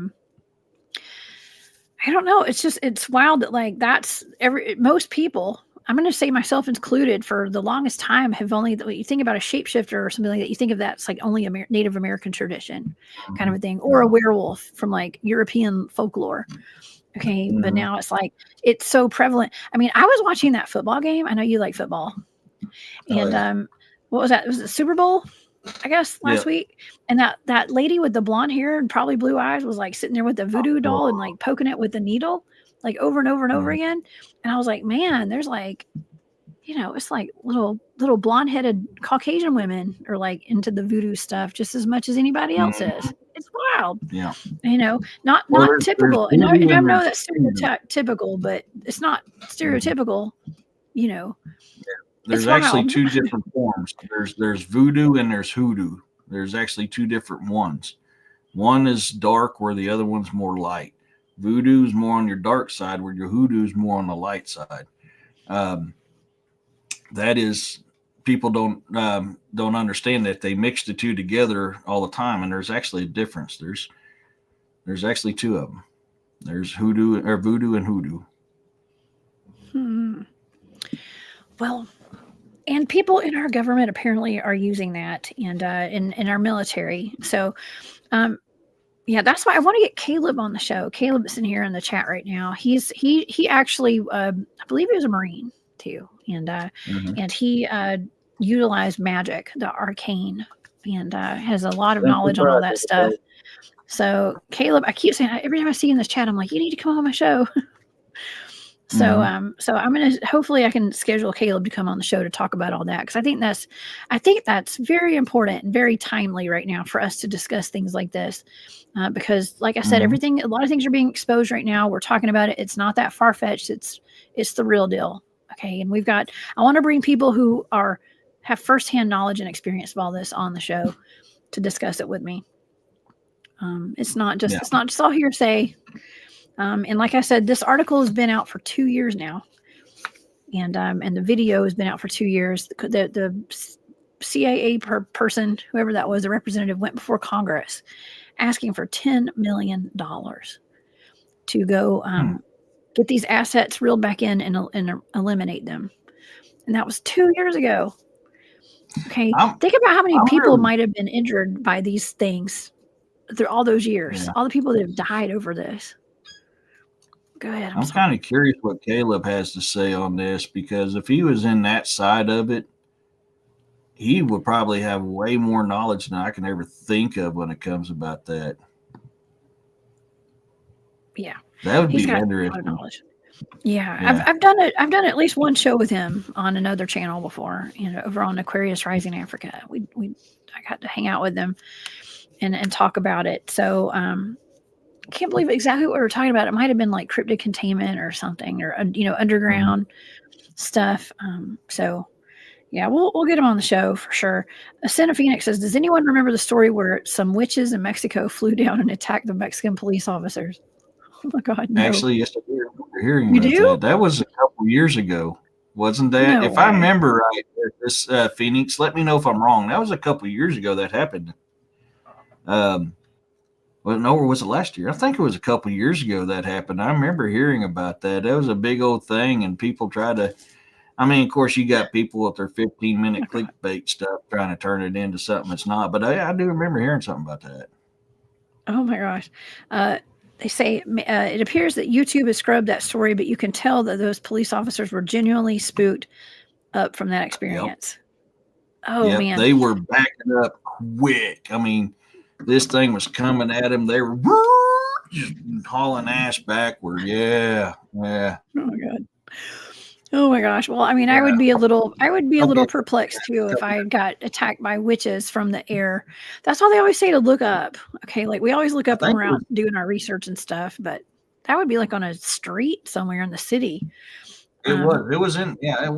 I think that she came out they came out of like a tree or something at them. And dude, they just flat freaked out, and tires were squealing. They were backing up quick. And you can hear it in their voice. They were petrified of what was going on. Oh my gosh. Well, they have caves down in Mexico too. There's caves everywhere. And I wanted to get back briefly to the cave. Mm-hmm. Okay, the caves where they claim that these human animal hybrids that are assets to the US military are living and procreating. And for the audience, I know I probably shouldn't keep showing this picture right here, but this is what they claim was one of these that they unalived out of Brazil, that the police officers unalived. Some people that I've shown this picture before, and people in the chat said, "Oh no, that's just a dog or something." I mean, look at those hands. It looks pretty legit to me. Okay, it does, but I don't know. Like everything else, you never know. You really never know. I didn't take the picture, so I can't say for sure. It's for entertainment purposes only again. But they say that you could tell the caves that these people, I hate to say things, these assets lived in because they had a pentagram painted on the outside of the cave. And that's how they knew where they lived. Of all the symbols, Eric, why would it be a pentagram? Like, why? It has to be magical, right? Yeah. I mean, it was like I say, the pentagram is tied to a lot of dark magic. So, it's yet again just another tie of magic created with these werewolves. It's just another deal. for entertainment purposes only. Another deal in the notebook, a little tick mark to put you that way. That way we don't get you in trouble. How to cover a basis there. But yeah, no, I mean but there's a lot more stuff than just that. That's just this one element of it. There's different symbols, there's different chants, there's different frequencies, there's different stuff that's involved in doing all this type of stuff to create these things. Pentagram is just one of many. Yeah. Oh, thank you, Phoenix. You just got a new subscriber for sure. I Okay. did. I was at 596 before I came on. I've been exploding here lately. That's awesome. I love it. But That's Savage, I'll wonderful. put you later for that comment, by the way. Oh my gosh. I have to You go had to back knock on and my yes, we've had a wonderful chat tonight. This is awesome. Now, Yeah. you know, some people take the pentagram as being like satanic. Some people take the pentagram as being protection. Okay. Yeah. And Well, satanic is like in a negative context. Okay. And when I hear about all this, like I'm taking it as like not just like it's magical. I mean, listen, I've been accused of being a witch. I don't know how many times. Okay, because of my remote viewing. Okay, that's just it is what it is. When you got psychic abilities and you talk about it publicly and you're not ashamed of it, you're a witch. Okay, by some people. So I mean, it is what it is. the gifts that my family has, we kept it within the family for that same reason. We did talk about it. I mean, I think you and William are probably the first two people I ever talked about what went along with inside my family, because it was just it was hush hush. You don't talk about it. Yeah. Yeah. Well, I mean, I always thought it was embarrassing to consider myself psychic because it's like Madame Cleo, or Miss Cleo, whatever. I remember it being Madame Cleo, but now it's Miss Cleo. I think it's like a, what do you call those? The Madame Mandela Cleo. effect. Okay.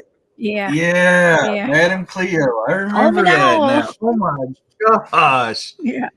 God, I haven't heard that one in a while. Right. Oh my God. So I was embarrassed to even think I was psychic. Okay. But yeah, it's all about your perception, I guess. Like it's all about, isn't life all about perception though?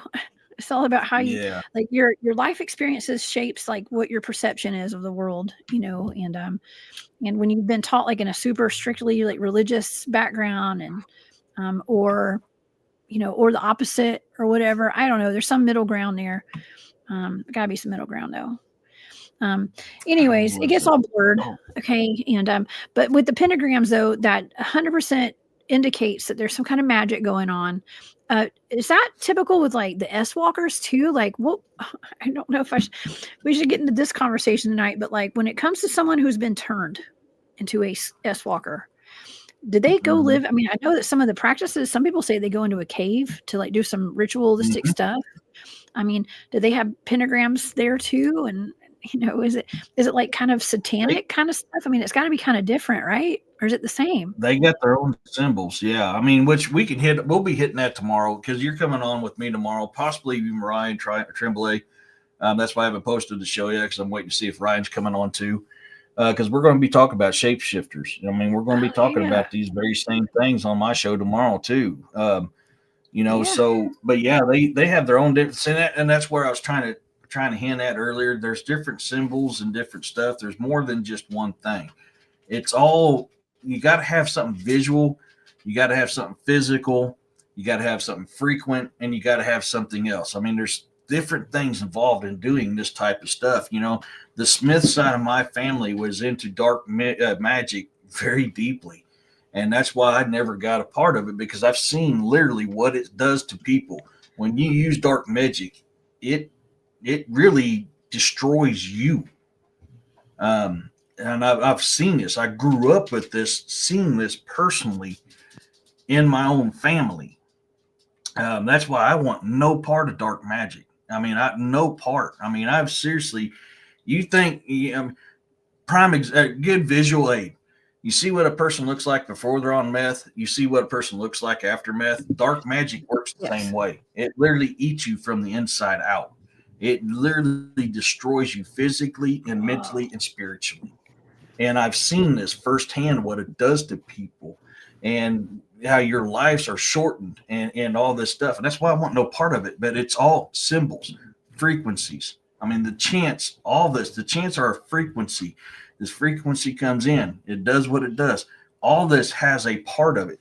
So, like your Native American SWs, they're going to have a different symbol versus something from the Middle East side of it, which would be the pentagram. But the pentagram is the most famous one because it's tied to Lucifer, because of the Star of David, because of Yahweh gave David the Star of David. So I mean, all this is passed down. I mean, the Star of David is tied to King Solomon. I mean, so forth and so on, because King Solomon is a descendant of King David. The list goes on, and whenever you have good yin and yang, there's always yin and yang, good versus evil. So anytime something good does something, evil's going to come in and put their own little twist on it and create one that's counter to what good is. I mean, and that's in every single culture around the world, every single religion, everything. If you study it, you'll see that. Mm-hmm. Oh yeah, there's always I know that. Okay, there's so many things I can say right now, but I'm people are always asking me like, is this good or is this bad? I'm like, well, it's all relative, and there's always going to be a little bit of bad with the good. You got to have something to counteract it, and that's just how the universe works. Okay, and I know you explained it way better than I could. Okay, just so yeah, so wow. Do you think that the black magic and people practicing the magic and the dark stuff, I'm going to go from the experience that I've had with knowing like ghost hunters. And I know you like to do ghost hunting. I've done ghost hunting myself, but people that are like deep into it, I've noticed some of them like getting like dark circles under their eyes. It looks like the life's been drained out of them. No shade to my ghost hunting friends out there, but like, sometimes I feel like maybe there could be attachments and like something like a parasite, like eating, sucking their life force out of them or something. Is that kind of like what you mean by that? Like, it's almost like a parasitic demonic attachment is like sucking their life out of them. If you don't protect yourself, because people don't understand. So I always do an initial feel of the area. So this is me talking about a little side of me that I used to keep hidden all the time. I go into an area that no matter if it's cryptid, supernatural, paranormal based, whatever area it is that I'm going to investigate, I go in and do what I call my initial investigation. I go in and I feel the energy in that area. That kind of tells me, okay, what I'm dealing with in this area. And sadly, demonic things can hide their energy too. Some of them are good enough to hide their energy. So you're going in thinking you're messing with paranormal, and you end up dealing with something that's supernatural, that's demonic. That can happen. So if you don't protect yourself, and like me, I do it after every single paranormal or supernatural investigation. I thank them for communicating with me. I thank them for interacting with me, but I always tell them, you do not have permission to attach yourself to me or my equipment. Once I leave the door to this building, you have to remain here. If you don't do that, you can bring something with you. Now, at the same time, a lot of people, I don't do this. I have electronics. That's why I'll never say if you need energy, you can take some of mine. That is the worst thing you can freaking do, because they're going to take that and they're going to pull your energy. I have electronics. Take the energy from my electronics. Not from me, because I don't want them attached to me. I don't want that associated with me physically. This is my outlook on it. This is what I've learned through my years of doing it. You cannot take my energy, but I have electronic devices here that you can take energy from, because you'll get them. I mean, you'll even hear it on this latest investigation I did. It says, energy. I'll be like, hey, if you need energy, I've got these. I never tell them, you may take some of mine. I have a lot of high energy in me. That's why a lot of things are attracted to me that's not attracted to most people. I'm still not going to do that, because you could get what you're just talking about right there. They're pulling the life force from you. If you say take some energy from me, and it's not paranormal, it's something supernatural, you can get something that literally feeds off of your negativity, that feeds off your life force, feeds off of something else. You're going to have something like that. I don't allow it. No, that's my body. I'm in charge. You can take from my electronics. Well, I can tell you protect yourself because you ain't got those black circles under your eyes. Okay. Yeah. Oh, I mean, man. and I could be wrong. They could be protecting themselves, but that was always a fear that I had. And that's something like for one time I used to have dark circles under my eyes. And it was when I started learning that I need to protect myself from this stuff that went away. So I don't know. I mean, I can't tell you what they're doing. I'm not with them investigating. I can just tell you what I've experienced, what I've witnessed. Yeah. So.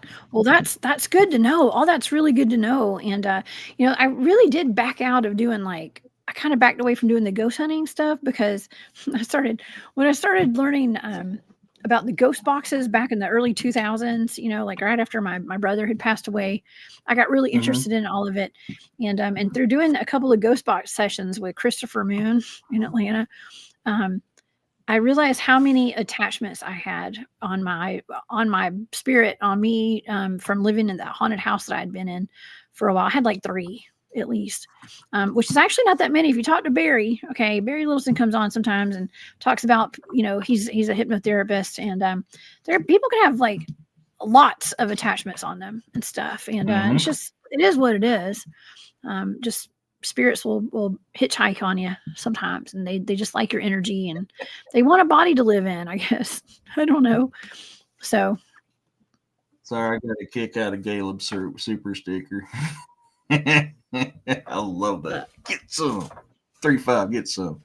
Oh my gosh, I see it. Thank you. Let me go through these real quick. Firewater by Design. Thank you. Oh. Yeah, Firewater by Design. Thank you for the Cryptid Huntress membership to a lucky member. Thank you so much. And the girl in her girl, Maureen, she says, Miss Cleo, call me now. Call me now. Thank you for that super sticker, Maureen. That's so sweet. You and Gus are the best. Okay. And I still got Gus's picture right here. Okay, it's still back here. Forgot to put it back on the top. But thank you so much. That's so sweet. And Caleb J, there's Caleb again. What's up, Caleb? 3-5, get some. Yeah. What did you say about Caleb? Are you familiar? Are you familiar with what he's talking about? Yeah, 3rd Battalion, 5th Marines. I was 2-3, 2nd Battalion. I told you he was a Marine too. Yep, I was 2nd Battalion, 3rd Marines, Gulf Company Weapons Platoon. He was 3-5, 3rd Marine, 3rd Battalion, 5th Marine. Yeah, thank you for that super sticker too, Caleb. That's very sweet of you. I appreciate that. Yeah, maybe I should get y'all both on a show together one time, sometime. That'd be fun.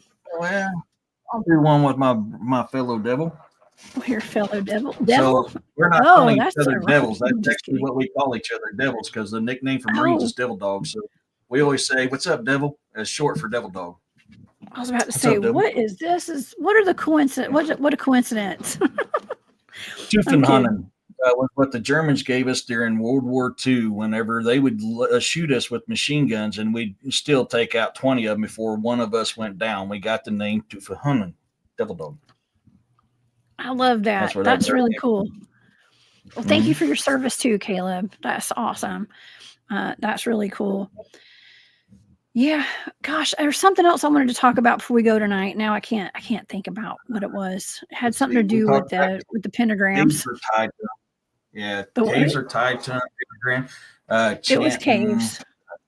It was about the caves and the pentagrams, but now I can't remember. I always draw a little symbol or something, so I remember in my notes, and I just drew a pentagram. I forgot. So think of it this way: what is a cave? Okay. I want. It's a hole in the. Do a little visual work here. Okay. Hole in.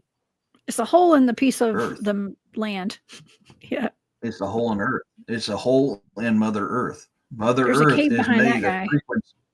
Yeah. Mother Earth is made of frequency. Mother Earth is made of magic. And a cave is a hole into Mother Earth. So therefore, you are surrounded by Mother Earth. You're surrounded by frequency. You're surrounded by magic. There's a lot of stuff that deals with caves.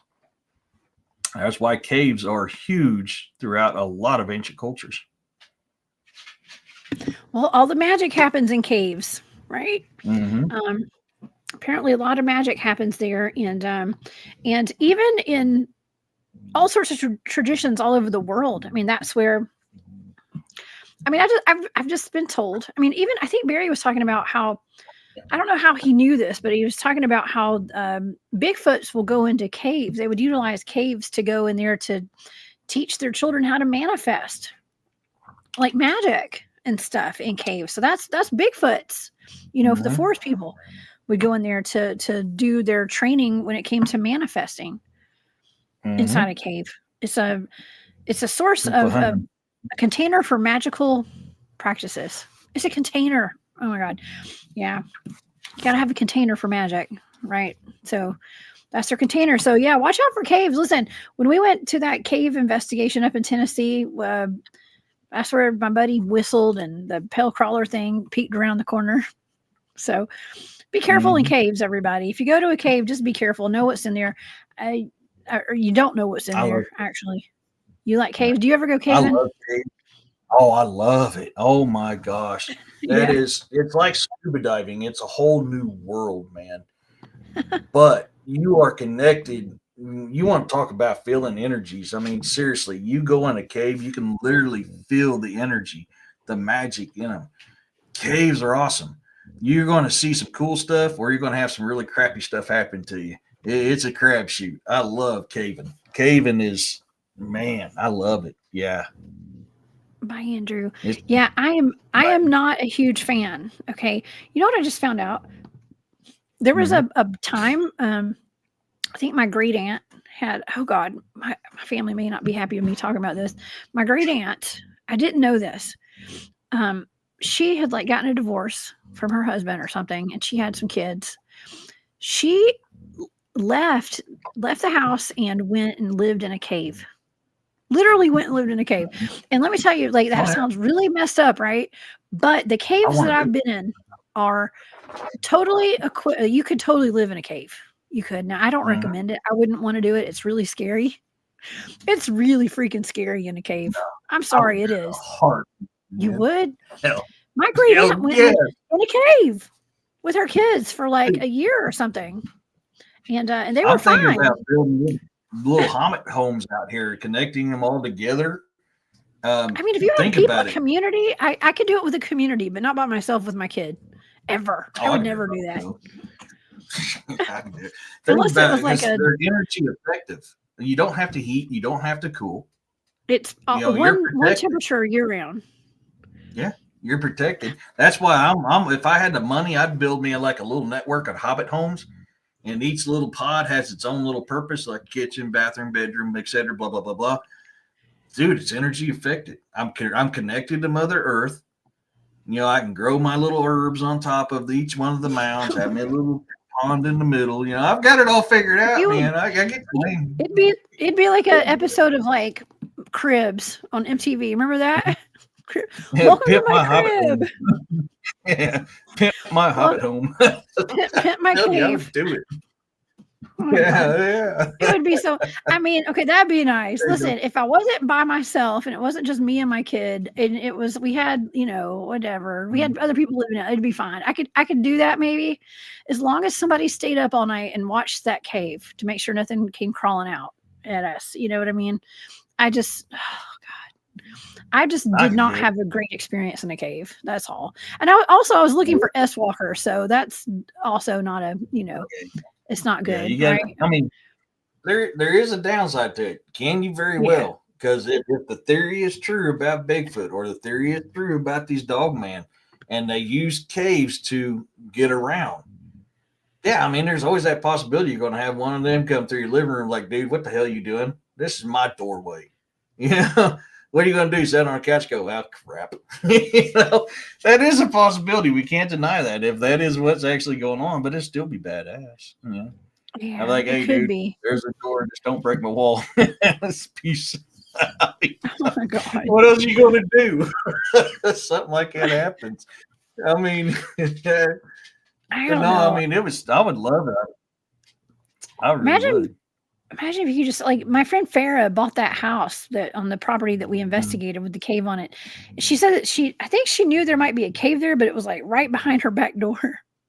I didn't realize how big and like how huge it was and how scary it was. Oh, And they started badass. having all that cryptid activity around her house, and it was just wild. Paranormal voices coming out of the caves and stuff, and Oh God, yeah. it was weird. Yeah.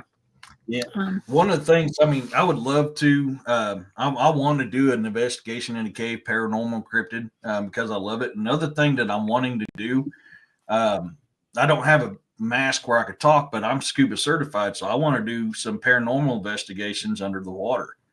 And I actually got a GoPro that I can use under the water. You can hear sounds and stuff like that. And I've got a case that protects it.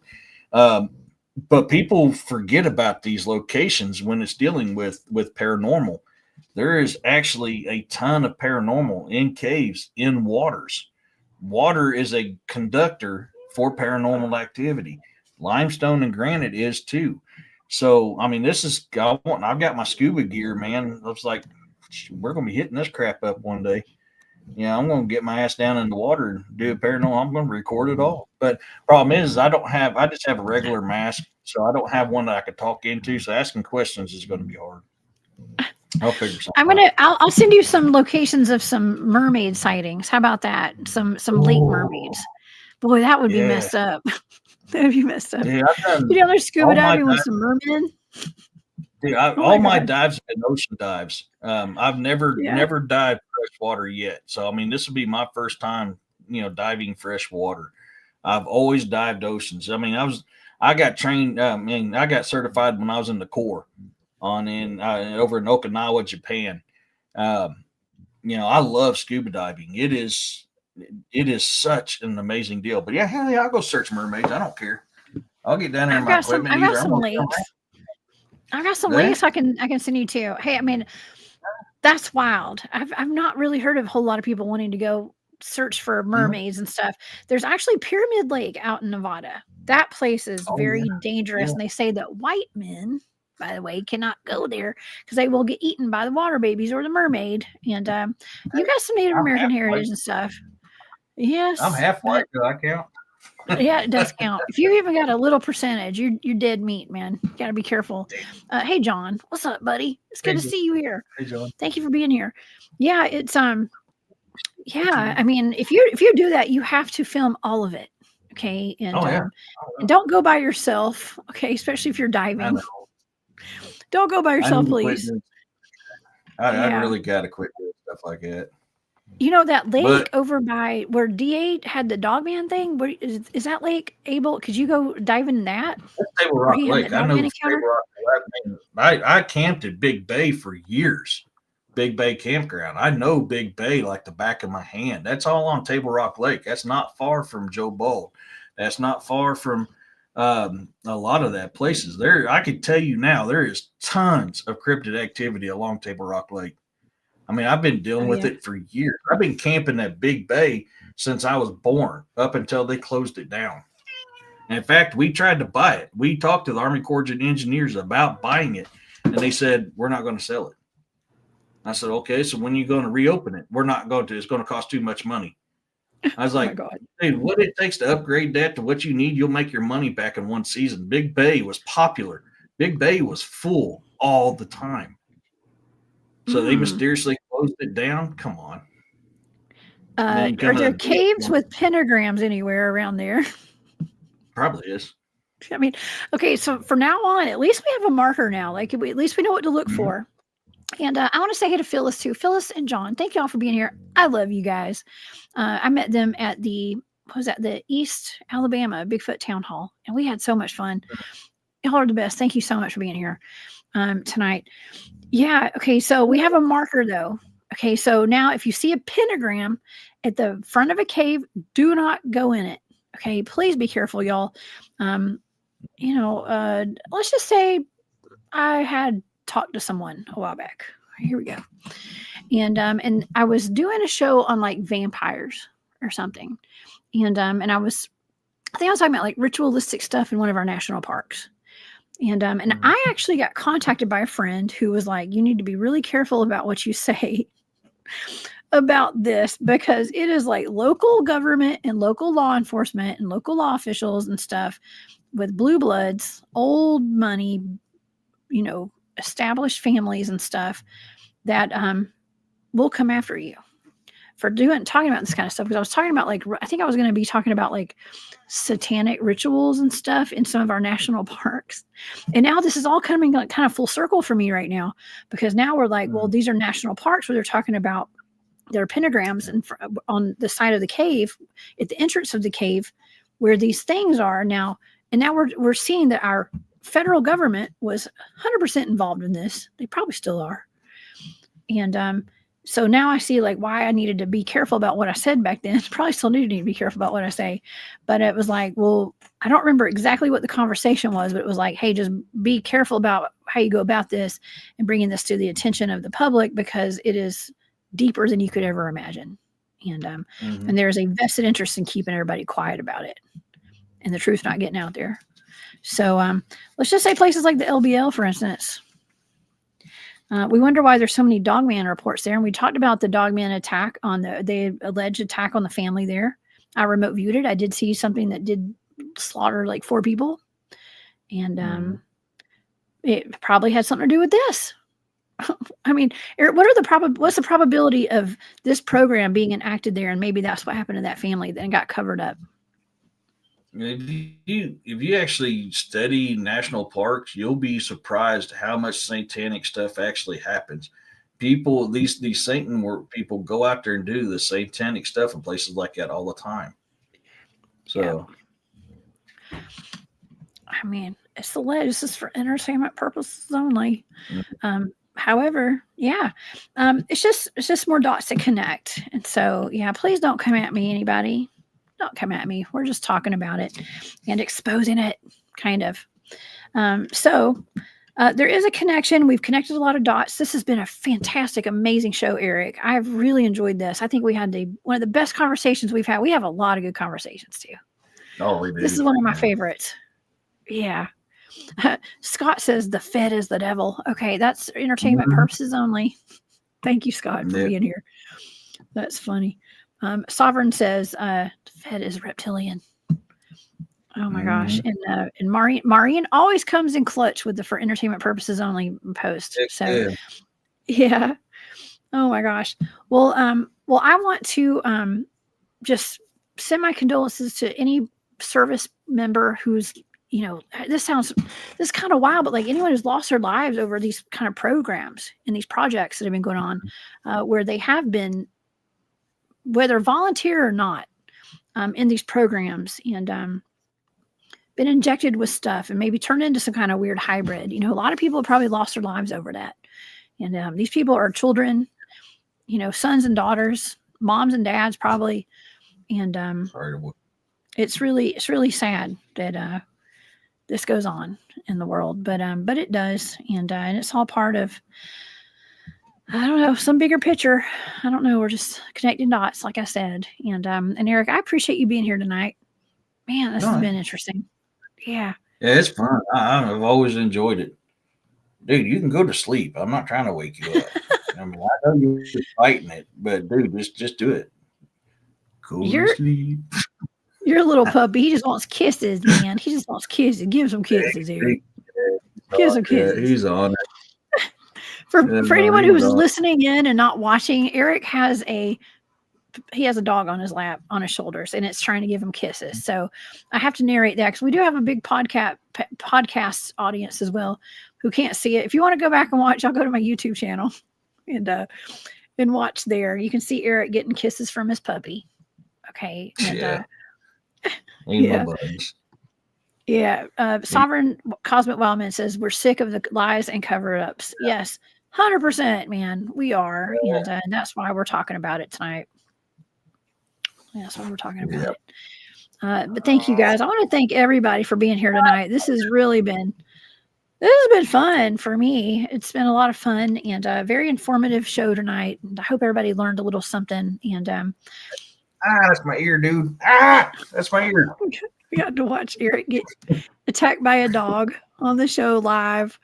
And I'm going to go through real quick. I want to thank everybody for gifting memberships tonight. And I wanted to thank Caleb. Caleb J has been a member for 1 month. Congratulations. Thank you so much, Caleb.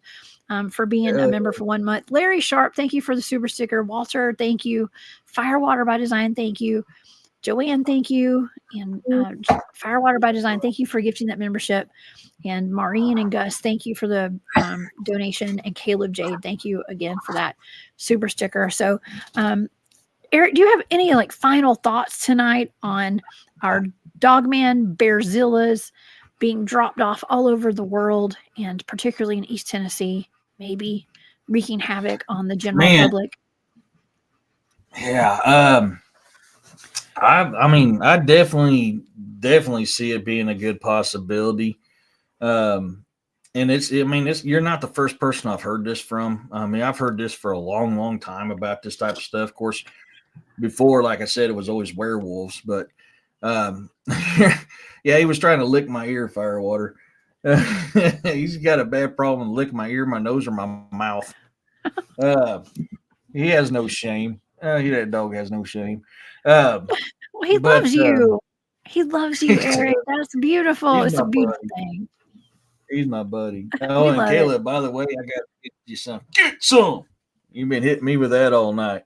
Got to get you some. PT. Good for you. Good for me. Sorry. Get in my running cadence. No, I mean, and so the more and more I learn about the stuff, the more and more I hear it, the more and more new evidence I hear coming out, the more and more I start leaning man, is that what I was dealing with on the tank trails in Fort Riley, Kansas, that ran me off of the tank trails while I stopped fishing at nighttime at the tank trails? Is that what I was dealing with? The more and more I'm learning about the stuff, the more and more that I see these things coming out, man, the more and more I start believing that's probably a good possibility. It really is. And I mean, we can get some more on this on the shapeshifter side of it, because this all falls into what we're talking about tomorrow night on my show. We can definitely dive into some more of that. I have no issue with that at all. And I'm off Monday, so I was like, I'm not on timeline tomorrow. So unless I get called in because of snow. I mean, I had to work Wednesday. I was supposed to be off Wednesday because of holiday, but I wasn't passing up double time and a half to stay home for an extra day. I went into work. Y'all have snow out there? Yeah. We were Wednesday. We were pushing snow, and they're talking about some more coming in either tomorrow or Tuesday, up to another 6 or 7 more inches. Oh, God. Ooh. Yeah. So whenever we have a weather event, snow, flooding, tornadoes, or something like that, people can be off of work. My butt's out there working. I'm out there in it. I'm cutting trees out of the road. I'm, pulling plow trucks out of ditches or whatever it is that's needing. I'm out there doing it. I mean, blocking roads, blocking people from going over down power lines during tornadoes and moving debris out of the road so people can access it. I mean, that's what I do on them things. So, dude, yes. Ninja, definitely. Cave house. Yes. Hashtag cave house. Imagine being a real estate agent and being like, I've got a whole list of caves for you guys to choose from. Infested with S-walkers and pell crawlers if you choose. This one even has we didn't have so many tornadoes here in Missouri. I'd probably even have me a tree house. I would love to live in a tree house. We have way too many damn tornadoes here in Missouri to be living in a damn tree. I'm good. Caves would be they would be pretty safe until it flooded or something. That would suck. Okay, but depends on how high it is. Yeah. It does. Really depends. Hashtag cave house. Yes, I will not be living in a cave unless I have to, but it is a good place to bug out. Okay, bug out that's a good place to bug out. Don't come looking for me in a cave though, because I'm going to be hiding. Okay, if I ever end up in a cave. We did find remnants. We were in that cave doing that exploring in Tennessee. We did find remnants of where people had been living and had fires in some of the caverns and stuff, where they had like little bonfires back there. Probably people just living and escaping the cops or something. I don't know, going on the run. Living in caves. People have been living in caves for thousands and thousands upon thousands of years. This is nothing new. I mean, Native Americans, if they got caught on a trail going from one area to another, where'd they go? they took shelter in a cave.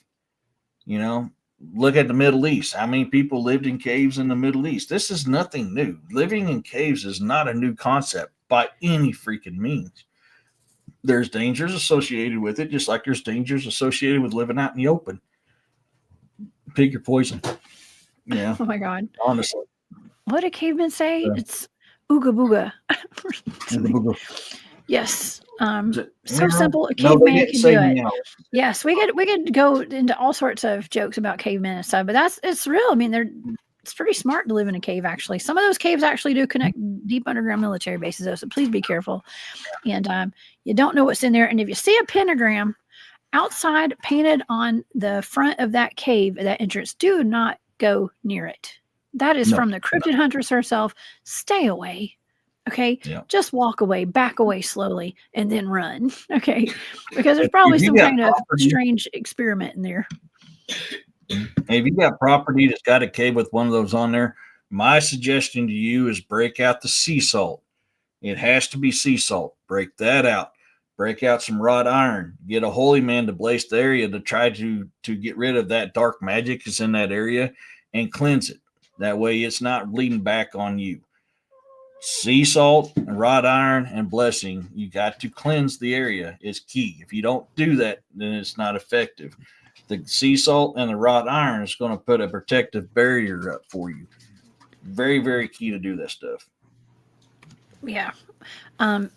Yeah, some people in the chat were saying you can't fire your pew-pew in a cave, and that is true, and that sucks because, I mean, you can.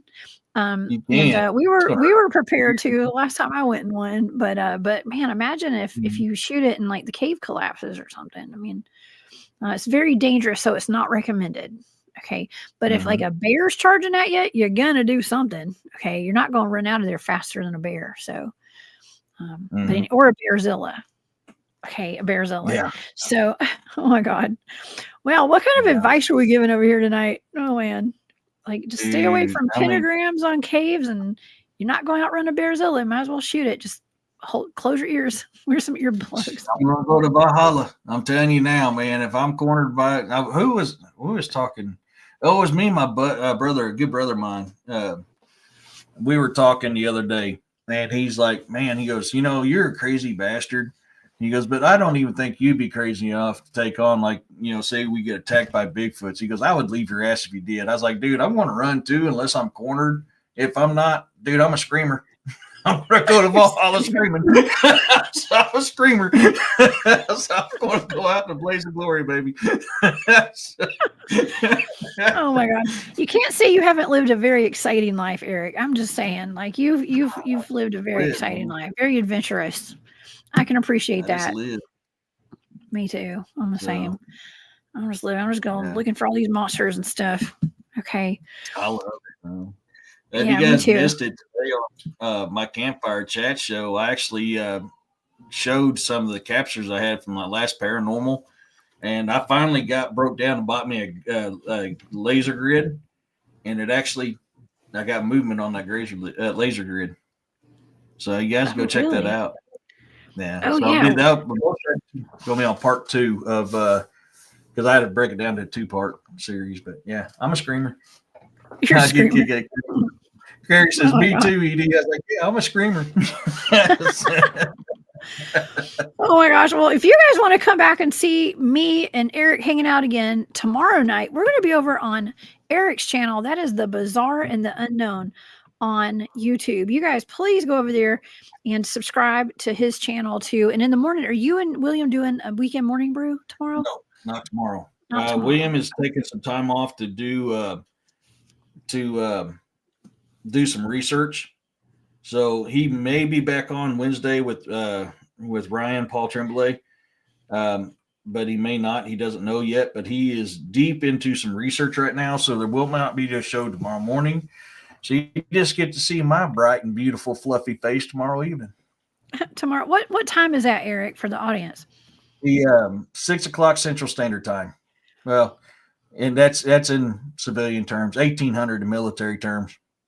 6 o'clock at night. Central I Standard need Time. civilian terms. I have to sit there and count on my fingers when I get the military time. I'm like, damn it. I catch myself, man. I do, because I'm like, I'll just shout it, yeah, 1800, and they're like, I was like, oh yeah, that's right, 6 o'clock, 6 p.m. man. Oh yeah, I have to count it out on my fingers for real. James Rink is in the chat. What's up, James? Oh my gosh, it's so good to see you in here. James has a YouTube channel called Super Soldier Talk. You guys, please go over there and subscribe if you haven't already. James is my good buddy. He says Raw Cloud was tasked with eliminating one of those wolf super soldiers. Ooh. Well, I need to talk with Raw Cloud then, because that's really cool. And thank you. It's a little sad. I'm sorry. I'm not celebrating any life being lost. Okay, but that's still really cool. Okay, so Hey, thank man, you, James. sadly, Yeah, thank you for being here, James. I mean, the truth ain't always pleasant, and that's just, sadly, that's just a part of life, man. It's sad, it's tragic. Remember them, honor them. That's all you can do. Yeah. Oh, I'm so excited. I haven't seen James in forever. We need to catch up a little bit, and I'll try to call you tomorrow, James. Okay. This is awesome. Okay. What a great show tonight. And super excited. We had a wonderful chat tonight. Everybody, all my mods were just kicking butt tonight, and really taking charge over there in that chat. So thank you guys so much for that. And I want to thank everybody for all the love and support you guys gave me, and all the super stickers and all the memberships. If you guys want to become a member of the Hunt Club, I do put exclusive content up there, at least one video a week over there on the membership tab.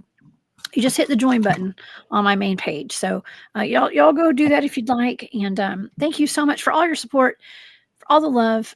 Eric, I will see you tomorrow. Okay, tomorrow night. I can't wait. I love talking about shapeshifters and stuff. So yeah, we'll dive into it. So everybody, thank you for coming. Thank you for supporting her. This is great. As always, peace, love, and blessings, everyone. Thank you. Yes, you guys, please stay safe out there, and do not live in fear. Okay, we talk about a lot of scary stuff. For the normal average human, it's scary, but if I'm out there chasing things like this, and I'm still here. Okay, and just be safe. Don't be crazy, y'all. Don't be too crazy, and enjoy your life. Enjoy all there is to enjoy out there. But just keep your head on a swivel and don't live in fear, and protect yourself and everybody you love, especially in these days and times, because this world is wild and a lot of things are being exposed right now, and I think it's only going to get better. We're going to go through some more crazy times this year, but hopefully things will be getting better here pretty soon. Okay. And so y'all come back and see us. I will be on Eric's channel tomorrow night, and then I'll be back on Monday with a live show at 1 p.m. Eastern. So y'all come see me then. And until then, everybody have a great night. Eric, thanks again for being here. And thank you. Yeah. All right. We'll see y'all later. Bye. Bye.